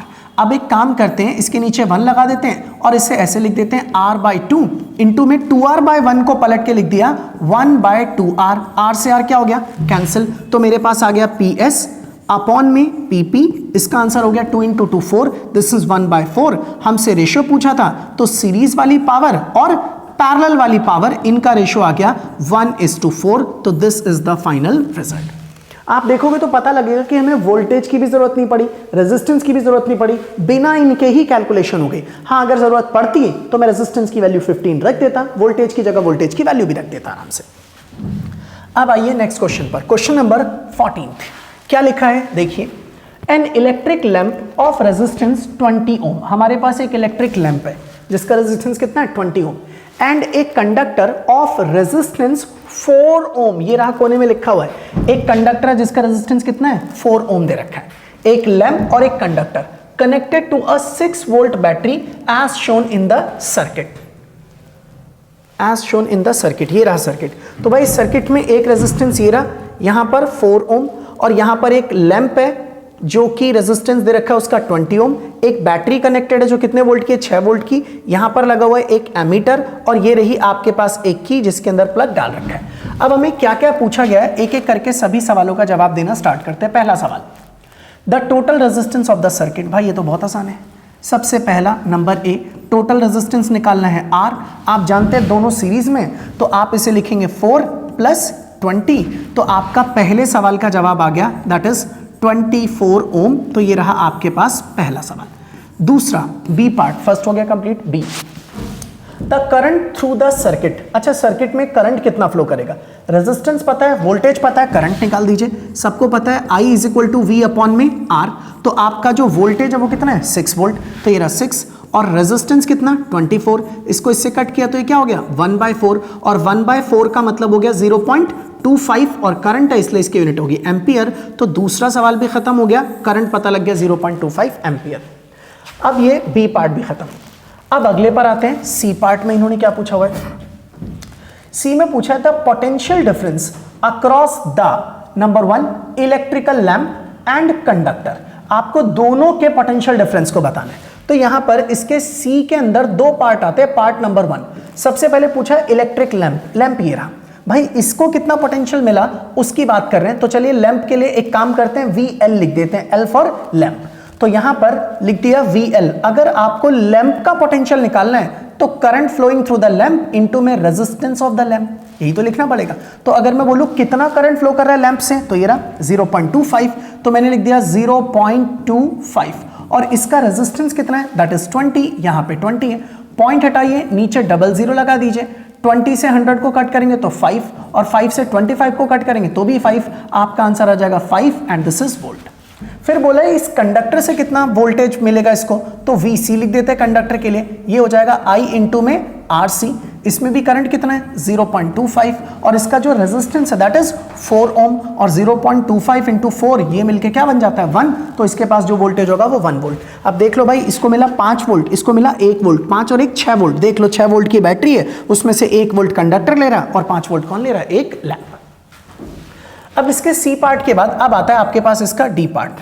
D part में पूछा है पावर ऑफ द लैंप। अच्छा, लैंप के पास कितनी पावर है, तो हमें तो पता है पावर के वैसे कई सारे तरीके हैं, आपको जैसे ठीक लगे आप किसी का भी इस्तेमाल कर लो, क्योंकि आपको वोल्टेज भी पता है, रेजिस्टेंस भी पता है, करंट भी पता है। मैं एक फॉर्मूला यूज कर लेता हूं, power is equal to I square into में R। तो अगर आपको लैंप की ही पावर निकालनी है तो भाई सब कुछ लैंप के लिए लेना पड़ेगा। करंट कितना फ्लो कर रहा था लैंप के अंदर, 0.25 एम्पियर, इसका स्क्वायर कर देते हैं, और रेजिस्टेंस ऑफ द लैंप कितना है आपके पास, दैट इज 20। तो आप इसे अगर लिखेंगे तो यहां पर आप लिखिए 0.25, फिर इंटू में 0.25, और फिर इंटू में यहां पर क्या हो जाएगा 20। पॉइंट हटाएंगे तो नीचे आ जाएगा डबल जीरो, इसको इससे कट कर दिया तो कितना हो गया 5, 5 से इसे कट किया तो 5, 5 को 0.25 से मल्टीप्लाई करेंगे तो आपका आंसर आएगा 1.25, और पावर है तो इसकी यूनिट क्या होती है वॉट, तो इसका मतलब है लैंप के पास जो पावर खर्च होगी दैट इज 1.25 वॉट। अब आइए नेक्स्ट क्वेश्चन पर। अगला सवाल क्वेश्चन नंबर 50, क्या लिखा है ध्यान दीजिएगा जरा। How is electric current related to the potential difference.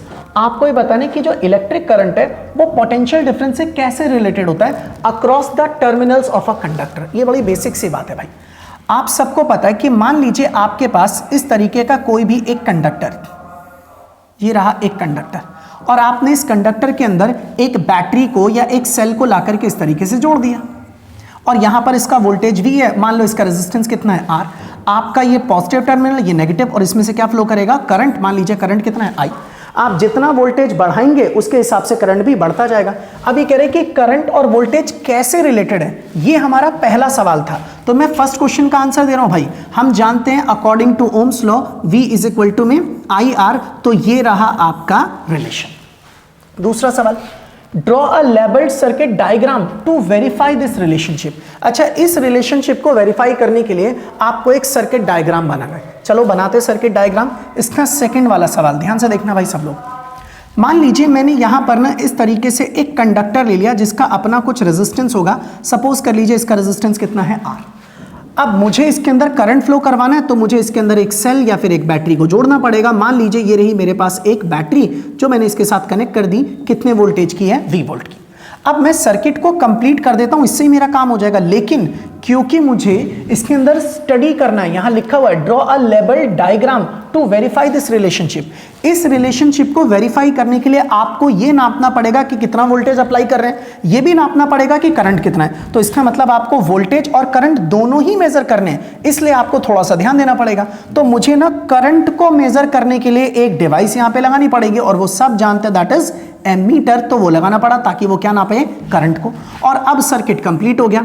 अब देखने में एक और चीज लगेगी, सर जी डिवाइस तो लगा दी, ये तो करंट नापेगा, वोल्टेज कैसे नापे। तो भैया वोल्टेज नापने के लिए मुझे लगाना पड़ेगा वोल्ट मीटर, और मैंने जानबूझ करके वोल्ट मीटर को लगाया किसमें, पैरेलल में, और एमीटर को लगाया किसमें, सीरीज में, क्योंकि आपको पता है कि सीरीज में करंट सेम रहता है और पैरेलल में वोल्टेज। तो जो भी करंट इस पॉजिटिव टर्मिनल से निकलेगा और यहां से फ्लो करते हुए जाएगा, मान लीजिए करंट I, तो जो भी करंट इस रेजिस्टर से गुजरेगा वही एमीटर से भी गुजरेगा। तो जो करंट इसके पास है इसके अंदर से भी वही करंट गुजरेगा, तो ये बताएगा कि इसके पास कितना रेजिस्टेंस, कितना करंट है। और इन दोनों को देखिए, दोनों पैरेलल में, और पैरेलल में वोल्टेज कैसा होता है, सेम। तो जो वोल्टेज इसको मिलेगा वो आपका ये वोल्ट बता देगा। तो आप इसकी मदद से करंट और वोल्टेज को नाप सकते हैं और इस रिलेशनशिप को वेरीफाई कर सकते हैं। ये दूसरा सवाल हो गया। अब तीसरा सवाल, 2VI graph A and B। ये देखो यहां पर लिखा हुआ है क्या A, और यहां पर क्या लिखा हुआ है that is B। For series and parallel combinations of two resistors are as shown. कह रहे इस डायग्राम में हमने सीरीज और पैरेलल के लिए VI ग्राफ बना रखा है। Giving reason state which graph shows series and parallel. कह रहे रीजन के साथ बताइए ए और बी में से कौन सा सीरीज को दिखा रहा है और कौन सा पैरेलल कॉम्बिनेशन को दिखा रहा है। तो चलिए अब जरा यहां पर ध्यान दीजिएगा, सीरीज और पैरेलल। एक काम करते हैं, मैं इसको अगले पेज पर ठीक से ड्रॉ कर लेता हूं ताकि आपको ढंग से बता पाऊं। सपोज कर लीजिए ये आपके पास एक एक्सिस इस तरीके की मैंने ड्रॉ कर ली, एक पे हम वोल्टेज को रखेंगे और एक पर करंट को, और ये रही आपके पास दूसरे वाले एक्सिस, और ये दोनों की दोनों एक्सिस मैंने यहां पर ड्रॉ कर दी। अब आप देख सकते हैं इसके अंदर यहां पे वोल्टेज है और यहां पर करंट, तो मैंने भी यहां पर यही किया, इस जगह वोल्टेज को लिख देते हैं, सॉरी इस जगह वोल्टेज को लिख दिया और इस जगह पर करंट को लिख दिया। और हमारे पास दो दो ग्राफ बने हुए हैं, तो एक ग्राफ मैंने यहां पर बना दिया, इसका कलर चेंज कर देते हैं, और एक और ग्राफ ऐसा ही बना हुआ है यहां पर, इसका भी कलर मैंने चेंज कर दिया, कुछ और कलर ले लेते हैं। अब एक का नाम रखा हुआ है ए और दूसरे का नाम है बी, तो मैंने यहां पर लिख दिया कि ये वाला ग्राफ कौन सा हो गया, this is A and this is B, और आपको बताना है कौन सा वाला ग्राफ सीरीज के लिए और कौन सा वाला ग्राफ पैरेलल के लिए। अच्छा, आप एक ना छोटा सा काम कर सकते हैं, मैंने अभी भी बताया था शायद ये क्वेश्चन, हमें पता है कि ओम्स लॉ के according V is equal to क्या होता है, दैट इज IR। अगर मैं यहां से आपको बोलूं कि मुझे रेजिस्टेंस बताइए कितना होगा, तो रेजिस्टेंस R जो होगा वो हो जाएगा कितना, V अपॉन में I। अगर करंट ज्यादा तो रेजिस्टेंस कम, और अगर करंट कम तो रेजिस्टेंस ज्यादा, लेकिन तब जब वोल्टेज को आप कांस्टेंट रखेंगे। और आप लोगों को ये अच्छे से पता है कि रेजिस्टेंस सीरीज में ज्यादा होता है एज कंपेयर टू पैरेलल। तो अब हम देखते हैं, अगर सीरीज में रेजिस्टेंस ज्यादा है, इसका मतलब ज्यादा रेजिस्टेंस तब होगा जब करंट कैसा होगा, कम। तो जिसके अंदर करंट कम है वो सीरीज वाला होगा, और जिसमें करंट ज्यादा वो कौन सा होगा, पैरेलल वाला। अच्छा, ये बड़ा सिंपल है, आप एक काम कीजिए, एक स्ट्रेट लाइन ऐसे ड्रॉ कर लीजिए। अब बोलिए कि अब मान लीजिए वोल्टेज कितना है, V। अच्छा, V वोल्टेज पर A वाले सर्किट के अंदर A वाले कॉम्बिनेशन में जो करंट होगा वो मान लेते हैं कितना है, I1, और इतने ही वोल्टेज पर B वाले में जो करंट होगा वो वाला करंट कितना मान लेते हैं, दैट इज I2।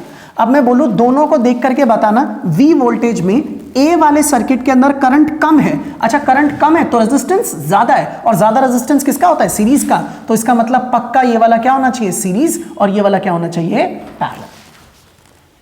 ठीक है, अब आते हैं अगले सवाल। नेक्स्ट 16th क्वेश्चन, ध्यान दीजिएगा सब लोग। नेक्स्ट अगले सवाल में लिखा है, two lamps, one rated 60 watt at 220 volt and the other 40 volt, और साथ में दे रखा है दैट इज 220 वोल्ट। तो हमारे पास दो दो लैंप्स हैं, are connected in parallel to the electric supply at 220 volt. इनको हमने ना पैरेलल में जोड़ रखा है। तो एक काम करते हैं, एक सर्किट ड्रॉ ही कर लेते हैं। मान लीजिए ये रहा आपके पास पहला लैंप और ये रहा आपके पास एक दूसरा लैंप, और इन दोनों लैंप्स को हमने किस में कनेक्ट कर रखा है, पैरेलल में। और किसके साथ, वो भी एक 220 वोल्ट की सप्लाई के साथ। मान लीजिए ये रही आपके पास एक बैटरी जो कि 220 वोल्ट की है, सपोज कर लेते हैं 220 वोल्ट। और ये वाला आपका पहला वाला लैंप हो गया, और ये वाला लैंप कौन सा है, दूसरा वाला लैंप। हम जानते हैं कि इनमें से करंट निकलेगा पॉजिटिव टर्मिनल से और नेगेटिव में एंटर करेगा। मान लीजिए यहां से करंट कितना निकला, I। अब यहां दो रास्ते हैं, एक करंट इसमें जाएगा I1 और एक करंट इसमें जाएगा दैट इज I2। तो इसका मतलब इसमें I2 करंट चला गया, यहां पर I2, और यहां से वापस कितना करंट आ गया, I1, और ये दोनों जोड़ करके वापस क्या बन गए, I। अब इन्होंने हमसे पूछा है, draw a circuit diagram to show the connection. लो जी, पहला वाला सवाल तो यही हो गया, सर्किट डायग्राम बना दिया कनेक्शन दिखाने के लिए। दूसरा, calculate the current drawn from the electric supply. आपको ये बताना है इस सप्लाई से कितना करंट निकला। तो देखो यार, आपको वोल्टेज पता है और आपको पावर भी पता है, तो हम इसकी मदद से ही करते हैं, पावर और वोल्टेज की मदद से। कैसे, ध्यान देना।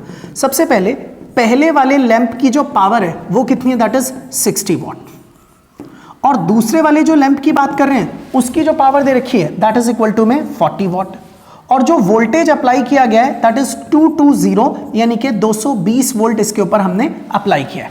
आपको करंट निकालना है, तो आप जानते तो हैं पावर इज इक्वल टू क्या होता है, V इंटू में I, क्योंकि V और I ही दे रखा है इसलिए उसी की फॉर्म में बात करेंगे। और अगर मैं यहां से करंट निकालूं तो करंट इज इक्वल टू क्या हो जाएगा, P अपॉन में V। अच्छा, हमें तो टोटल करंट चाहिए, तो टोटल करंट होगा I बराबर क्या होगा, I1 प्लस में I2। तो मैंने I की जगह पर लिख दिया दिस इज I1 और प्लस में क्या लिख दिया, I2। अगर मैं I1 की बात करूं तो I1 हो जाएगा P1 अपॉन में V, और I2 की बात करूं तो वो मेरे पास क्या हो जाएगा, P2 अपॉन में V। भाई ठीक है ना, पहले करंट का फॉर्मूला P अपॉन V, पहले वाले का करंट निकालना है तो पहले की पावर अपॉन में वोल्टेज, फिर दूसरे करंट के लिए दूसरे की पावर अपॉन में वोल्टेज। अब क्योंकि दोनों का वोल्टेज सेम है इसलिए आप लिखेंगे I इज इक्वल टू में P1 प्लस में P2 अपॉन में V, और P1 आपके पास कितना था 60 और P2 कितना था 40, तो ये हो गया 60 प्लस में 40 और अपॉन में वोल्टेज कितना है 220, तो आप इसे लिख सकते हैं 100 अपॉन में 220, 0 से 0 कैंसिल, और इसका अगला स्टेप मैं यहां सॉल्व कर देता हूं, ये आ जाएगा 10/22, इसे कट करेंगे तो ये हो जाएगा 5/11 एम्पियर, इसका मतलब जो करंट होगा वो इतना होगा भाई। तो ये हमारा फर्स्ट वाला पार्ट हो गया complete, sorry this is A part हम कर चुके डायग्राम, बी पार्ट में हमें करंट निकालना था, वो करंट भी निकल गया।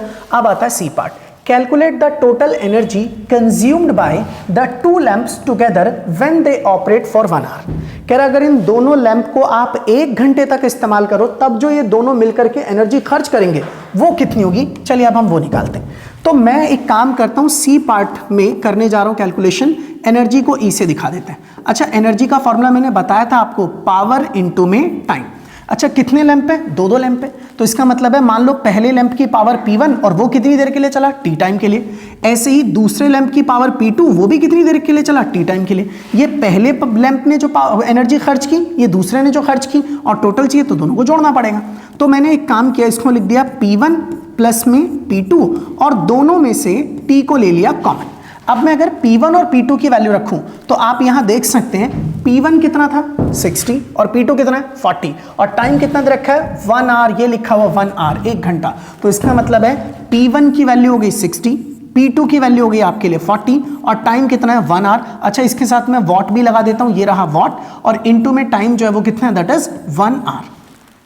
तो आप इसे लिख सकते हैं 100, फिर यहां पे वॉट और फिर यहां पे आर, ये एनर्जी है। अच्छा, आप चाहो तो इसे किलोवाट में भी चेंज कर सकते हैं, तो 100 को 1000 से डिवाइड कर दीजिए तो ये कन्वर्ट हो जाएगा kWh यानी कि किलोवाट आर में, और इस तरह से आपकी जो एनर्जी खर्च होगी E इज इक्वल टू 20 से 20 कैंसिल, तो दिस इज 0.1 किलोवाट आर। तो this is the energy consumed, यानी कि इतनी एनर्जी इसके अंदर खर्च हो जाएगी।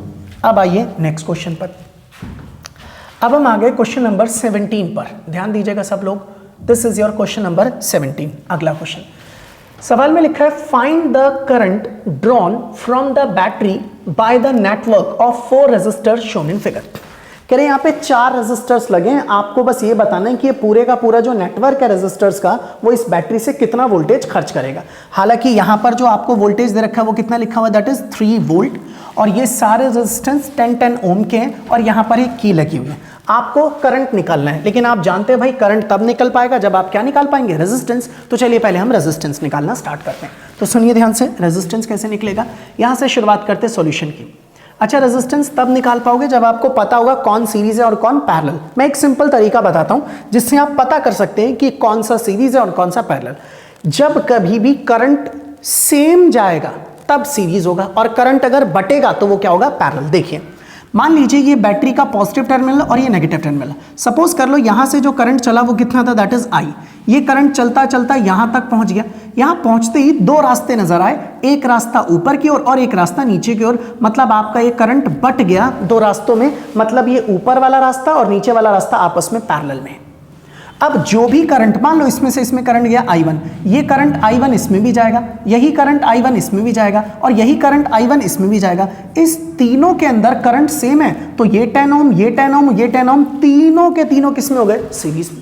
और यहां से जो करंट जाएगा वो फिर वापस यहां पर, मान लो ये करंट कितना हो गया I2, यहां से I1 है, यहां से I2, और वापस दोनों जुड़ गए, और जितना करंट निकला सर्किट से बैटरी के पॉजिटिव टर्मिनल से उतना करंट वापस चला गया। इसका मतलब ये 10 ओम, 10 ओम, 10 ओम, ये तीनों सीरीज, और ये वाला इन तीनों के साथ किसमें, पैरेलल में। तो चलो अब मैं टोटल रेजिस्टेंस डायरेक्टली निकाल के दिखा रहा हूं, ध्यान से देखना भाई। 1/R is equal to 1 upon में, ये पहला रेजिस्टेंस है तो उसे लिखोगे क्या, 1/10, प्लस में ये इन तीनों के साथ किस में है, पैरेलल में। तो आप इसको सीधा ही लिख दो, 1 अपॉन में इन तीनों का रेजिस्टेंस क्या लिखेंगे, 10, फिर प्लस में 10, और फिर प्लस में क्या लिख दो, 10 लिख दो। तो आप इसे लिख दोगे 1/10। मैंने तीनों को क्यों जोड़ दिया, क्योंकि वो तीनों सीरीज में थे। तो ये हो गया 1/10, प्लस में यहां पर आ गया 1/30। अगले स्टेप में आप इसे क्या लिख सकते हैं, that is 30 as it is, और यहां पर आपके सामने हो जाएगा 3, और फिर प्लस में यहाँ पर आ गया 1, 3 और 1 4, तो दिस इज 4/30। 4/30 का मतलब हो गया 2/15। इट मीन्स के 1/R अगर 2/15 है, it means your R is 15/2 ओम। तो ये रहा सर्किट का रेजिस्टेंस। लेकिन हमें तो करंट निकालना है, तो हम जानते हैं कि करंट अगर कैलकुलेट करना है तो करंट का फॉर्मूला होता है वोल्टेज अपॉन में रेजिस्टेंस। और वोल्टेज आप लोगों को कितने दे रखा है? 3 वोल्ट। तो मैंने यहां पर लिख दिया वोल्टेज की वैल्यू 3 और रेजिस्टेंस कितना है? 15/2। तो एक काम करते हैं, 3 की जगह 3 रहेगा और ये जो 15/2 है वो पलट के हो जाएगा 2/15। इसको इससे कट करेंगे तो दिस इज 5। आपका आंसर आएगा 2/5 और 2/5 का मतलब हो गया 0.4 एम्पियर। इट मींस कि आपके सर्किट के अंदर इस सोर्स से जो करंट लिया जा रहा है that current is 0.4 ampere. This is the final result. Next question number 18, 18वां सवाल देखिएगा ध्यान से। नेक्स्ट, अब इस क्वेश्चन के अंदर क्या गिवन है उसे समझते हैं जरा। सवाल में लिखा है कैलकुलेट द इलेक्ट्रिक करंट। भाई करंट ही निकालना है इसके अंदर भी। इन द गिवन सर्किट, इस सर्किट के अंदर व्हेन नंबर 1, पहला सवाल ध्यान से देखना, पहले सर्किट को ढंग से देख लो। इसमें 4 ओम 4 ओम 4 ओम 4 ओम 4 ओम के 4 रेजिस्टर हैं, एमीटर लगा हुआ है, एक बैटरी लगी है 12 वोल्ट की, एक की है K1, ये पहली वाली की है दिस इज K1, और एक दूसरी की है दैट इज K2। और ये सारे 4 ओम के रेजिस्टर्स यहाँ पर लगे हुए हैं, 4 ओम 4 ओम और 4 ओम, 4 ओम के सारे रेजिस्टर्स यहाँ पे कनेक्टेड। और ये जो बैटरी लगी हुई है कितने वोल्ट की है? ये है 12 वोल्ट की एक बैटरी। ठीक है, अब इन्होंने बोला अगर आपको करंट बताना है, Q1 is open and Q2 is closed. कह रहे ये जो Q1 है ये ओपन है और ये वाली की कैसी है? क्लोज्ड।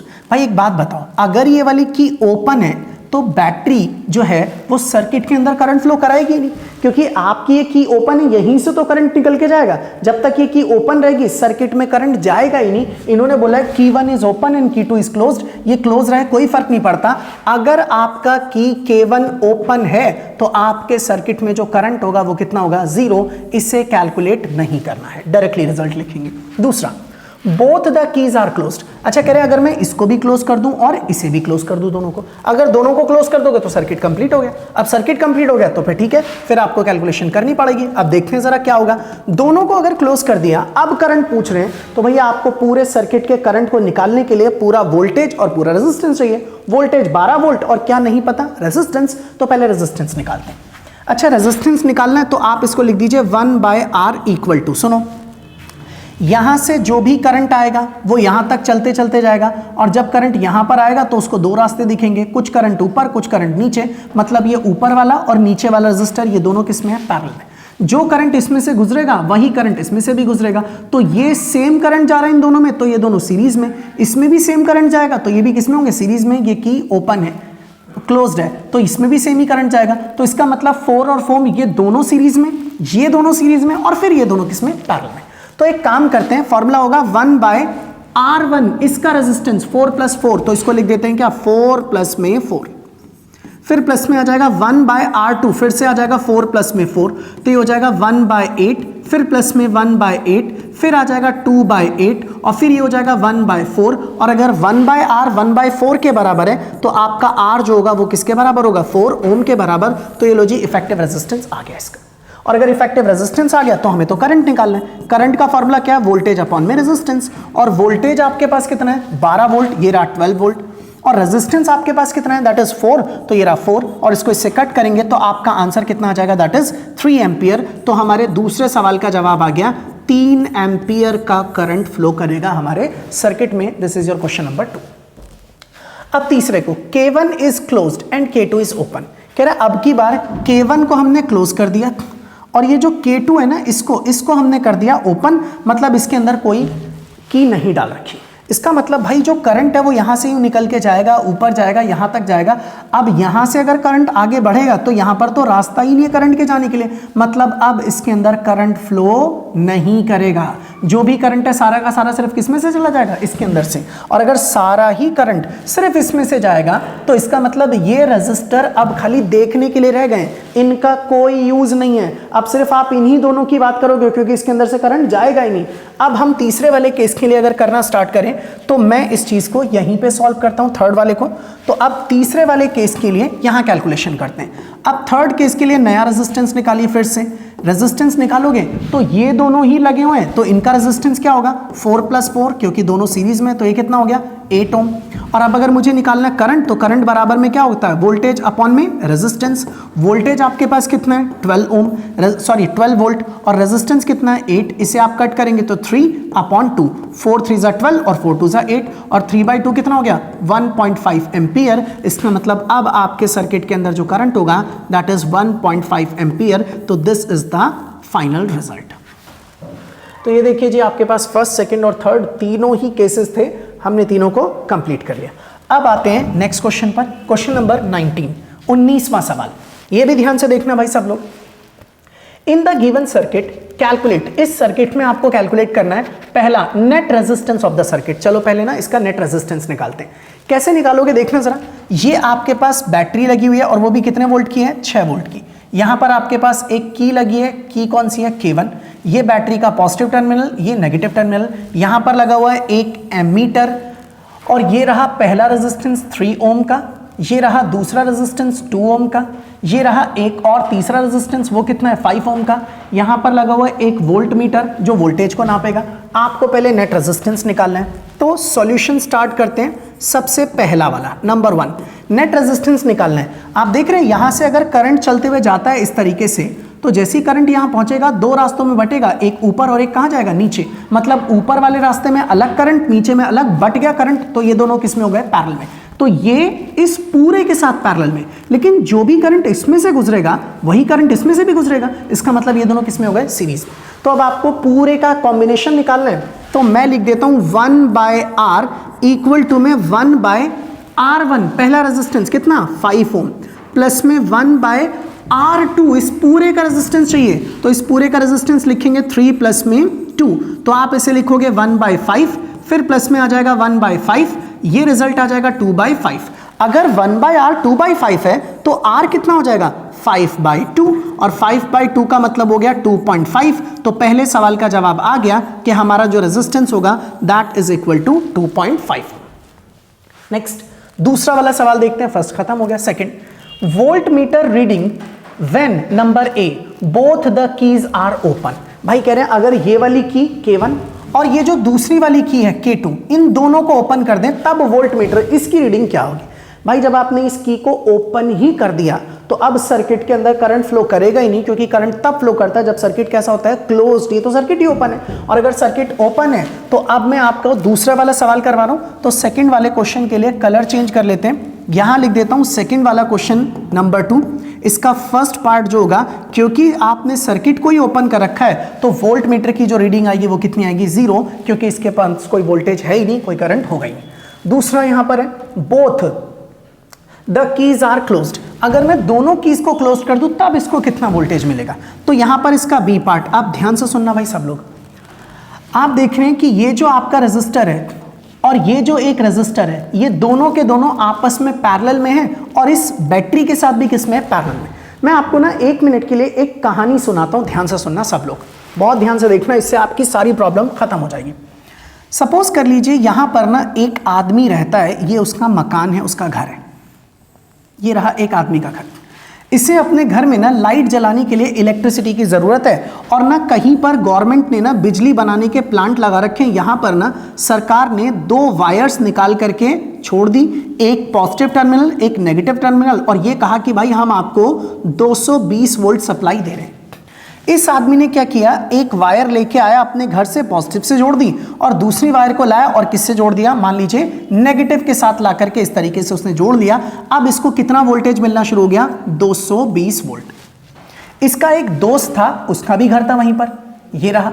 इसका एक दोस्त था, इसका भी घर यहीं पर था, इसको भी वोल्टेज सप्लाई चाहिए थी। तो इसने अपने दोस्त से बोला भाई एक काम करना, तू ना जो तार लेकर के गया है जहां से तू इसे 220 वोल्ट मिलता है, तो उसमें ना छोटा सा कट लगा दे, और ये कट लगा के ना मुझे भी अपने घर की तार से बिजली दे दे। मतलब ये घर एक और यहां पर बना दिया गया इस तरीके से, और इसने इसी की तार में अपनी वायर भी जोड़ दी। और फिर इसने सोचा कि चलो अब मुझे भी बिजली मिलनी शुरू हो जाएगी। लेकिन ऐसा करने से ना पहले ये 220 वोल्ट अकेला यूज कर रहा था, अब ये 220 वोल्ट दोनों मिलके यूज कर रहे हैं। अगर दोनों के अंदर सेम इलेक्ट्रिसिटी चलने वाले सामान है तो इसका मतलब अब कुछ वोल्टेज इसको मिलेगा, मतलब 110 वोल्ट इसे मिलेगा और 110 वोल्ट ही इसको भी मिलेगा, यानी कि अब दोनों में वोल्टेज क्या हो रहा है, बट रहा है। लेकिन इस बंदे ने बोला भाई तेरे चक्कर में ना पहले मुझे 220 वोल्ट मिलता था, अब वोल्टेज कैसा मिल रहा है, कम। आप देखो ये दोनों सीरीज में जुड़े हुए हैं, इसका मतलब जब कभी भी सीरीज में चीजें लगी होती है ना तो सीरीज में वोल्टेज बट जाता है अलग अलग। तो पूरे वोल्टेज में से कुछ वोल्टेज इसने खर्च किया, कुछ इसने। अच्छा ऐसा मत सोचना कि पूरा वोल्टेज में से आधा ये आधा ये, आधा आधा वोल्टेज तब बटेगा जब दोनों का रेजिस्टेंस कैसा होगा, सेम। मान लो इसके घर में ज्यादा लोड वाली चीजें होती, ज्यादा रेजिस्टेंस होता, तो इसको वोल्टेज कैसा मिलता, ज्यादा, और इसको वोल्टेज कैसा मिलता, कम। इसीलिए कहा जाता है कि सीरीज के अंदर वोल्टेज बढ़ जाता है और जो भी करंट निकलता है यहां से वही करंट इसके घर में भी जाता और सेम करंट इसके घर में भी जाता और फिर वही करंट वापस यहां आ जाता। तो इसका मतलब सीरीज में करंट सेम होता है और वोल्टेज कैसा होता है, अलग अलग। अब मान लो इसने इसके साथ लड़ाई कर ली, इसने बोला भाई तेरे चक्कर में ना मेरे को कम वोल्टेज मिलता है, तू एक काम कर अपनी तार हमारे पास से हटा ले, तेरे को अगर बिजली चाहिए तो अपनी खुद की तार ला करके लगा ले। इसने बोला ठीक है मैं एक काम करता हूं, यही काम करूंगा। इसने अपना घर यहां पर, इसका मान लीजिए घर था, इसने क्या किया, अपनी दो तार लेके आया अलग से, यहां जोड़ दिया पॉजिटिव से, अपनी दो तार लाया अलग से, यहां जोड़ दिया नेगेटिव से। अब इसको क्या फायदा हुआ कि इसको भी अब 220 वोल्ट ही मिलना शुरू हो जाएगा और इसको भी कितना मिल रहा है, 220 वोल्ट। और ऐसे ही कॉम्बिनेशन को आप लोग क्या बोलते हो, पैरेलल कॉम्बिनेशन। लेकिन जब यहां से करंट चल करके जाएगा, ऐसे मान लीजिए यहां से, तो जब यहां से करंट निकलेगा तो एक तार इधर जा रही है, एक तार इधर जा रही है, तो ये करंट ना दोनों में बढ़ जाएगा, कुछ करंट इसको मिलेगा और कुछ करंट इसको। इससे ये पता लगा कि पैरेलल में वोल्टेज सेम होता है मगर करंट सेम नहीं होता, और सीरीज में करंट सेम होता है और वोल्टेज सेम नहीं होता। तो ये चीज मैंने आपको बताई, आप इसको इसमें यूज कर सकते हैं। यहां पर से एक बात देखिए जरा, ये चीज ध्यान से देखना, ये जो रेजिस्टर है इसका एक किनारा ये रहा, दूसरा किनारा ये रहा। ये देखो इसका ये वाला किनारा किससे कनेक्टेड है, बैटरी के पॉजिटिव से। ये वाला किनारा किससे कनेक्टेड है, बैटरी के नेगेटिव से। तो इसको कितना वोल्टेज मिल रहा है, 6 वोल्ट। इसको भी देख लो दोनों को, इनका भी एक किनारा किससे कनेक्टेड है, पॉजिटिव से, इसका भी दूसरा किनारा किससे कनेक्टेड है, नेगेटिव से। तो इसको भी कितना वोल्टेज मिल रहा है, 6 वोल्ट। इसका मतलब है इसके पास भी 6 वोल्ट है, इसके पास भी 6 वोल्ट है, और इस वोल्ट मीटर का काम है इसके वोल्टेज को नापना। जब इसके पास ही 6 वोल्ट है तो ये रीडिंग भी कितनी देगा, 6 ही वोल्ट देगा। इसका मतलब बी पार्ट के लिए आपको कोई कैलकुलेशन नहीं करनी, सीधा आपका आंसर कितना होगा, 6 वोल्ट। अब ये ए पार्ट हो गया खत्म। सॉरी हाँ, फर्स्ट हम कर चुके, फर्स्ट का ए भी हो गया, फर्स्ट का बी, सॉरी सेकंड का ए हो गया, सेकंड का बी हो गया। अब third, the current through the 3 ohm resistor. ये कह रहे हैं इस 3 ओम वाले रेजिस्टर से कितना करंट फ्लो करेगा। अब ये निकालना बहुत ही ज्यादा आसान है। ये पार्ट नंबर कौन सा है, 3, तीसरा वाला पार्ट। अब इसमें से करंट कितना, इसका करंट थ्रू दिस रेजिस्टर। अच्छा ये देखो, ये दोनों के दोनों आपस में सीरीज में जुड़े हैं। अगर मैं बोलूं इनका टोटल रेजिस्टेंस कितना होगा, तो आप बोलोगे 3 प्लस में 2, यानी कि इनका टोटल रेजिस्टेंस कितना होगा, 5 ओम। अगर इनका टोटल रेजिस्टेंस पता है तुम्हें, इनको मिलने वाला टोटल वोल्टेज 6 वो भी तुम्हें पता है, तो तुम करंट भी तो निकाल ही सकते हो। करंट बराबर वोल्टेज अपॉन में रेजिस्टेंस। वोल्टेज कितना है, 6, और रेजिस्टेंस कितना, 5। तो आप लिखोगे 6/5, और यहां पर अगर आप चाहें तो लिख सकते हैं 1.2 एम्पियर। तो इसका मतलब है कि आपके इस 3 ओम और 2 ओम दोनों के अंदर जो करंट जाएगा वो कितना होगा, 1.2 एम्पियर। तो हमने तीसरा पार्ट भी खत्म कर लिया। अब आइए नेक्स्ट क्वेश्चन पर, अगला सवाल यहां पर, find the current flowing through the following electric circuit. आपको इस सर्किट में फ्लो होने वाले करंट को निकालना है। तो भाई ये करंट निकालने के लिए आप लोगों को पहले चाहिए होगा इसका रेजिस्टेंस। तो देखना जरा, ये दोनों सीरीज में, फिर ये दोनों पैरेलल में, और फिर ये पूरा सीरीज में। चलो पहले ना इसका इफेक्टिव रेजिस्टेंस निकालते हैं। तो मान लेते हैं ये जो बीच वाला मिडल वाला पार्ट है, इसका इफेक्टिव रेजिस्टेंस R' मान लेते हैं। तो मैं यहां लिखूंगा 1/R', इसकी बात कर रहा हूं पूरे की। तो अब ये दोनों सीरीज में और ये दोनों पैरेलल में, तो मैं यहां लिखूंगा 1/R1। R1 कितना है, 6, और 1/R2, ये पूरा R2 है भाई, तो ये रहा 1 अपॉन में 1 प्लस में 3। तो आप इसे लिखेंगे 1/6 प्लस में 1/4। एलसीएम लेंगे तो एलसीएम इसका आ जाएगा 12, ऊपर आ जाएगा 2 और प्लस में आ जाएगा 3। तो आप यहां पर लिख सकते हैं दिस इज 5/12। इसका मतलब 1/R' है 5/12, तो इट मीन्स कि R' कितना हो जाएगा, 12/5। और अगर 12/5 को आप डिवाइड करेंगे तो 5 का 2.4 ओम, तो ये आपके पास R' की वैल्यू आ गई।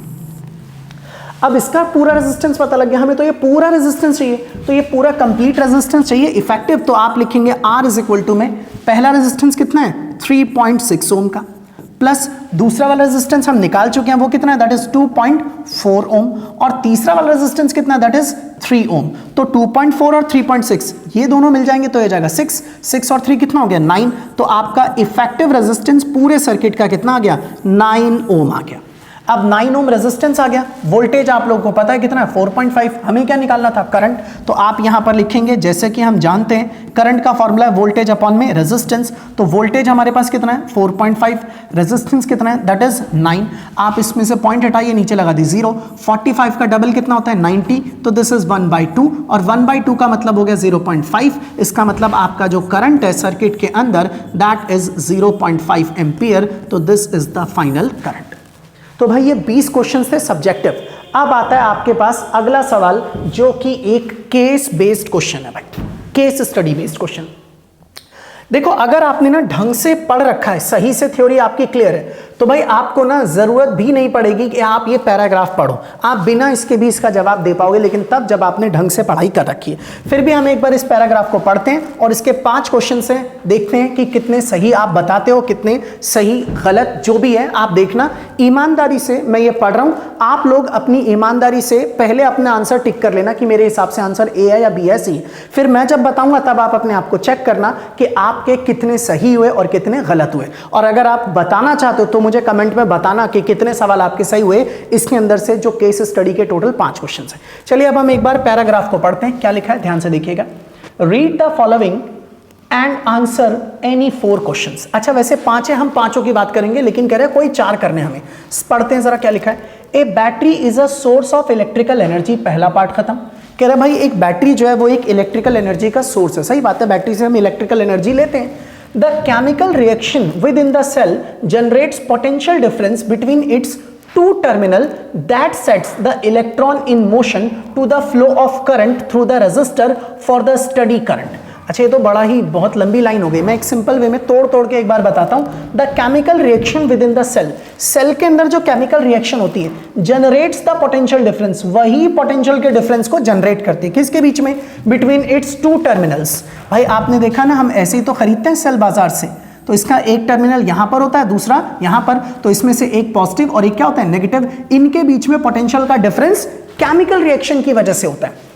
That sets electron in motion to the flow of current, और इन्हीं पोटेंशियल के डिफरेंस की वजह से इलेक्ट्रॉन्स मोशन में आते हैं और क्या बनता है, करंट बनता है थ्रू द रेजिस्टर, रेजिस्टर के थ्रू, for current motion through the resistor for the steady current I, current I के लिए। The amount of heat produced, जो अमाउंट ऑफ हीट प्रोड्यूस होगी उसको किससे दिखाया, एच से, इन टाइम टी, कितने टाइम में, टी टाइम में, is H is equal to V I T. तो जो हीट प्रोड्यूस होती है वो कितनी होती है, that is V I T, ऐसा गिवन है। Applying Ohm's law we get Joule's law of heating. ये कह रहे हैं कि अगर H बराबर में VIT दे रखा है और इसमें आप ओम्स लॉ अप्लाई कर दो, तो ओम्स लॉ क्या होता है, V is equal to I R. करते हैं जरा अप्लाई, क्या होगा, V की जगह V का फॉर्मूला क्या लग दिया, आई आर, और यहाँ I इंटू में T, तो H बराबर आ गया एक formula that is I square R T. कह रहा है अगर आप V is equal to I R Ohm's law use करोगे तो आपको एक लॉ मिलेगा जिसे बोलते हैं जूल्स लॉ ऑफ हीटिंग। लिखा है ना, applying Ohm's law we get Joule's law of heating. हाँ मिल गया हमें, जूल्स लॉ ऑफ हीटिंग मिल गया। The heating effect of electric current has many useful application. कह रहे जो heating effect of electric current है उसमें बहुत सारी यूजफुल क्या है, एप्लीकेशन से दे रखी है। एप्लीकेशंस हैं जैसे कि कौन कौन सी, इलेक्ट्रिक लॉन्ड्री, टोस्टर दे रखा है, और इसके अलावा और भी यूजेस हैं जैसे जूल्स लॉ ऑफ हीटिंग का इस्तेमाल किया जाता है किसके अंदर, फ्यूज के अंदर भी। तो अब फटाफट इसका जवाब दीजिए। Joule's law of heating implies that heat produced in a resistor is. अच्छा आप यहां से देखिए, जो हीट प्रोड्यूस्ड है वो करंट के स्क्वायर के कैसे है, डायरेक्टली प्रोपोर्शनल, रेजिस्टेंस के डायरेक्टली प्रोपोर्शनल, टाइम के भी कैसा है, डायरेक्टली प्रोपोर्शनल। तो पहला directly proportional to the square of the current, बिल्कुल सही। दूसरा directly proportional to the resistance of the conductor, ये भी सही। तीसरा directly proportional to the time for which the current flows through the resistor, ये भी सही। एक तरह से ऑल ऑफ दीज ही बिल्कुल ठीक आ रहा है। नेक्स्ट आइए अगला question, second, Joule's law of heating. भाई ये तो बड़ा सिंपल है, option number B I square R T, मैंने अभी भी आपको प्रूफ करवाया। तीसरा वाला सवाल देखिए जरा, the melting point of tungsten, भाई ये एनसीईआरटी चेक करना, इसका मेल्टिंग पॉइंट कितना होता है 3380। और नेक्स्ट पर आते हैं, the bulb are usually filled with, भाई बल्ब के अंदर ना इनर्ट गैसेस को भरा जाता है और उसमें से एक होती है इनर्ट गैस, यहां लिखा हुआ है केमिकली इनएक्टिव गैस, नाइट्रोजन या फिर आर्गन, ये दोनों इनर्ट गैस है, तो option number C is correct. और उसके बाद आता है आखिरी सवाल जिसमें लिखा है the fuse is placed in series, fuse को हम सीरीज में कनेक्ट करते हैं। क्यों करते हैं सीरीज में कनेक्ट? ये एक सिंपल सी चीज है, यहां पर अगर मान लीजिए आपने एक फ्यूज को लगा दिया और सपोज कर लीजिए बहुत ज्यादा करंट आ गया ना, तो फ्यूज गर्म होकर टूट जाएगा और सर्किट में ब्रेकडाउन हो जाएगा और इसके अंदर करंट फ्लो करना बंद रहेगा और आपका ये जो अप्लायंस है वो बिल्कुल सेफ रहेगा। तो आज की क्लास हम यहीं तक रहने देते हैं, बाकी की चीजें करेंगे अगली क्लास में। और आप लोगों को इसके सारी की सारी पीडीएफ हमारे टेलीग्राम चैनल के लिंक पर मिल जाएगा और लिंक मिलेगा डिस्क्रिप्शन के अंदर। मैं मिलूंगा अगली क्लास में फिर से एक और नए धमाकेदार चैप्टर के साथ, तब तक के लिए अलविदा।